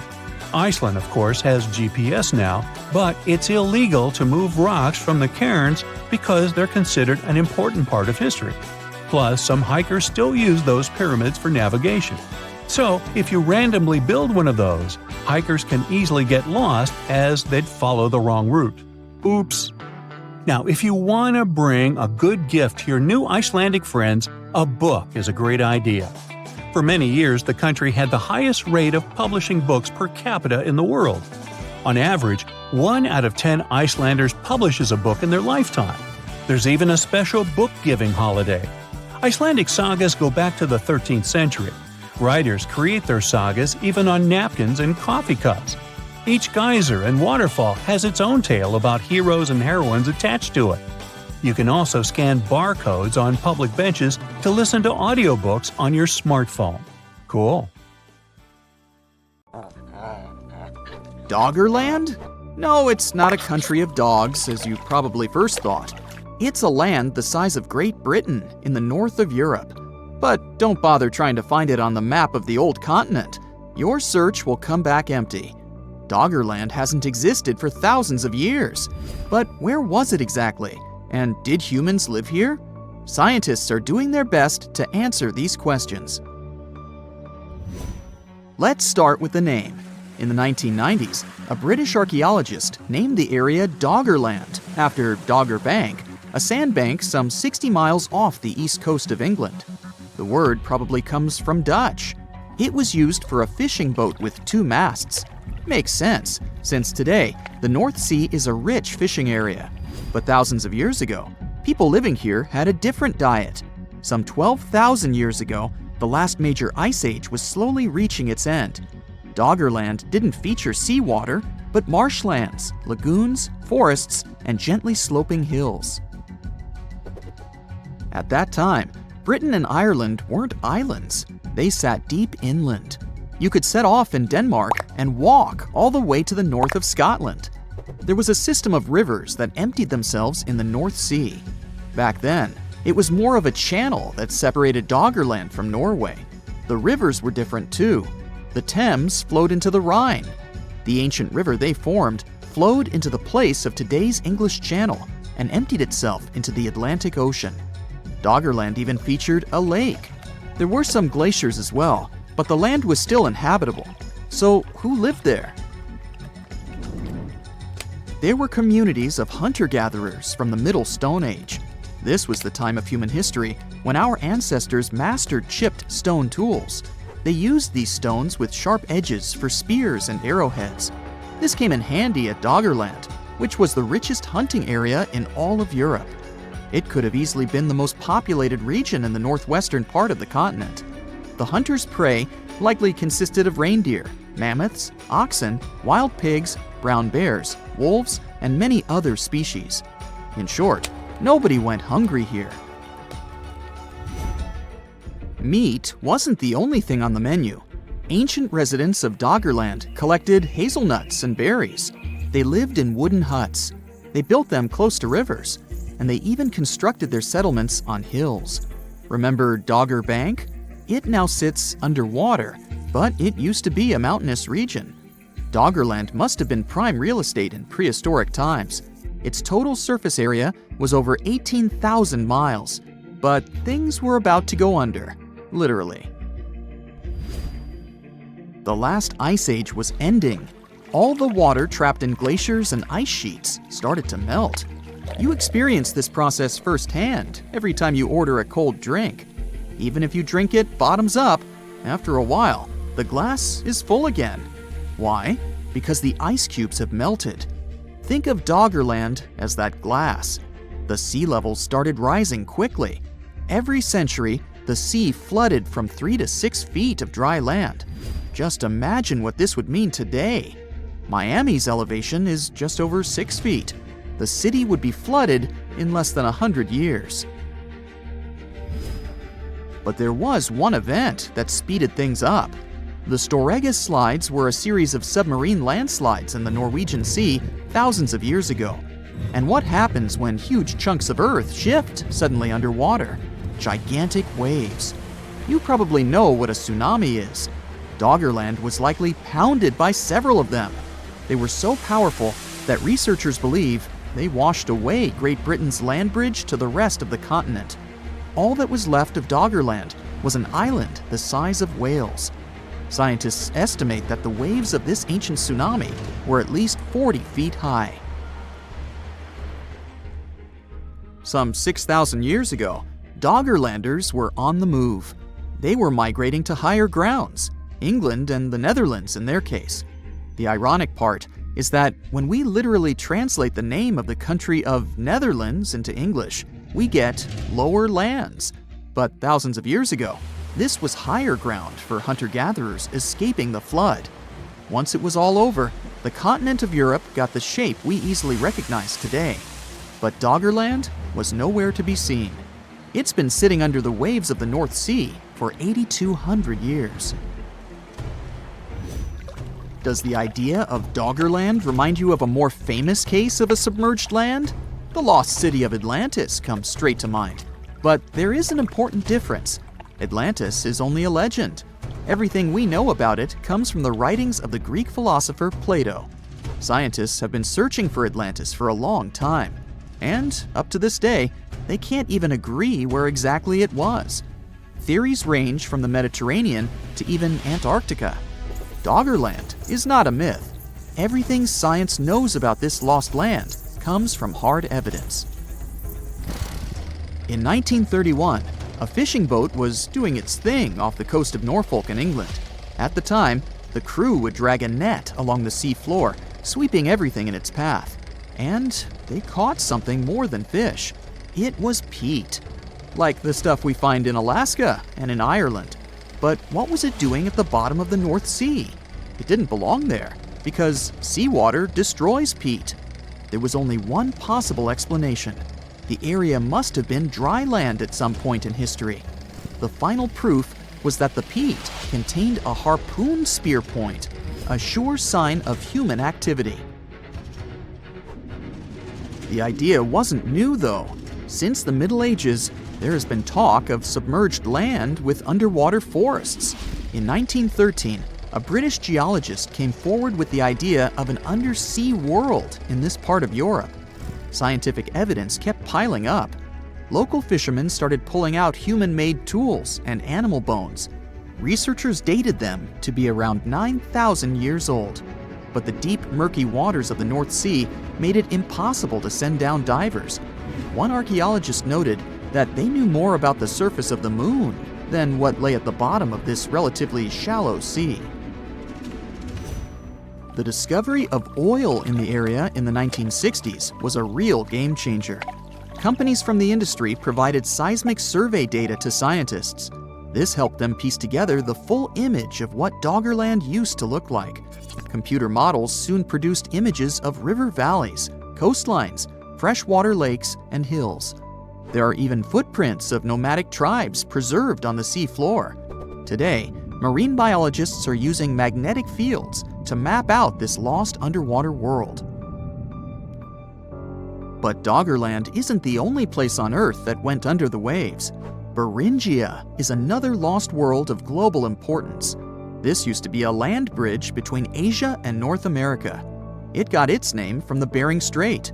It is 53 miles wide at its narrowest point. But until the end of the last ice age, this was dry land that our human ancestors called home. Genetic evidence shows that Native Americans lived in Beringia for some 15,000 years. If you want to imagine what this land looked like, think of present-day Arctic Alaska. It was a shrub tundra. There were also small willows and birches. Sorry, no woolly mammoths. Large grazing animals simply wouldn't have had enough food in Beringia, though there were probably elk and bighorn sheep in the area. But the Ice Age wouldn't last forever. Like in Doggerland, sea levels started to rise. This happened some 13,000 years ago. It wasn't all bad news though.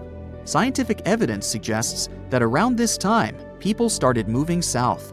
They left the slowly sinking Beringia and crossed over into Alaska. From there, they populated both Americas. These were the ancestors of Native American tribes. There are many miles of undiscovered areas beneath the crust we can't even come close to. Scientists found what appears to be underground mountains buried inside the mantle. Our planet is divided into 3 layers: the crust, the mantle, and the core. The crust is where 8 billion people, trillions of trees, and millions of animals live and thrive. There are also different types of crust in the land and the ocean. The oceanic crust contains unique rocks and is denser than the land crust. We all see how the Earth is divided and color-coded to show the crust, mantle, and core in textbooks. But there are also special layers in between that not everyone talks about. The mantle is divided into the upper and lower part, which is the transition zone.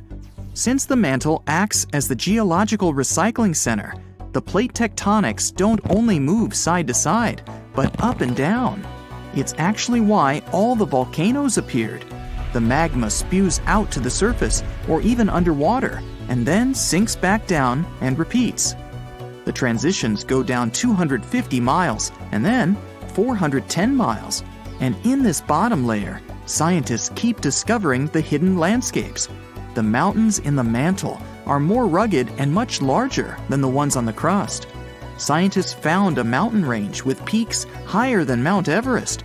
Some of them are as high as 600 miles. When the continents were still landlocked together, there may have been some hidden lands now underwater.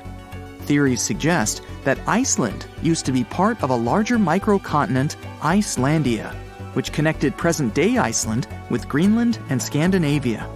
The idea digs even deeper to a greater Icelandia, which includes Britain. But after the split, these bigger lands sunk with everything in it. There are also theories about New Zealand being part of Zealandia, a hidden microcontinent within the same region. So it could be that these mountains used to be part of old Earth that are underground over the billions of years of natural occurrences. But still, it isn't very likely. One theory is that these underground mountain ranges could be leftover slabs of rock that descended from the surface to the transition zone from the moving of the tectonic plates. As they sink, the large pieces break down into smaller ones, and as they compile over the millions of years, they form what appears to be underground mountains. Since the mantle is the geologic recycling zone, it's likely that the rocks down there used to be part of the surface. They weren't large pieces of land that got hidden, just like dogs hide bones in the garden, but it takes way more time to hide mountains. Some parts of the mantle appear to be smooth, while others aren't so much. The parts that have a cluster of rocks could contain hidden elements in the underground mountains. The smoother parts don't have much seismic or volcanic activity, while the rough parts do. The best way to study those underground landscapes is to wait for an earthquake or a volcano eruption to happen. Seismologists can observe the Earth's interior with special scanners, just like doctors use ultrasound to examine a patient. They can even see minor details and not huge chunks of rocks. A strong enough earthquake can send shock waves to the Earth's interior, even through the core and back up to the surface.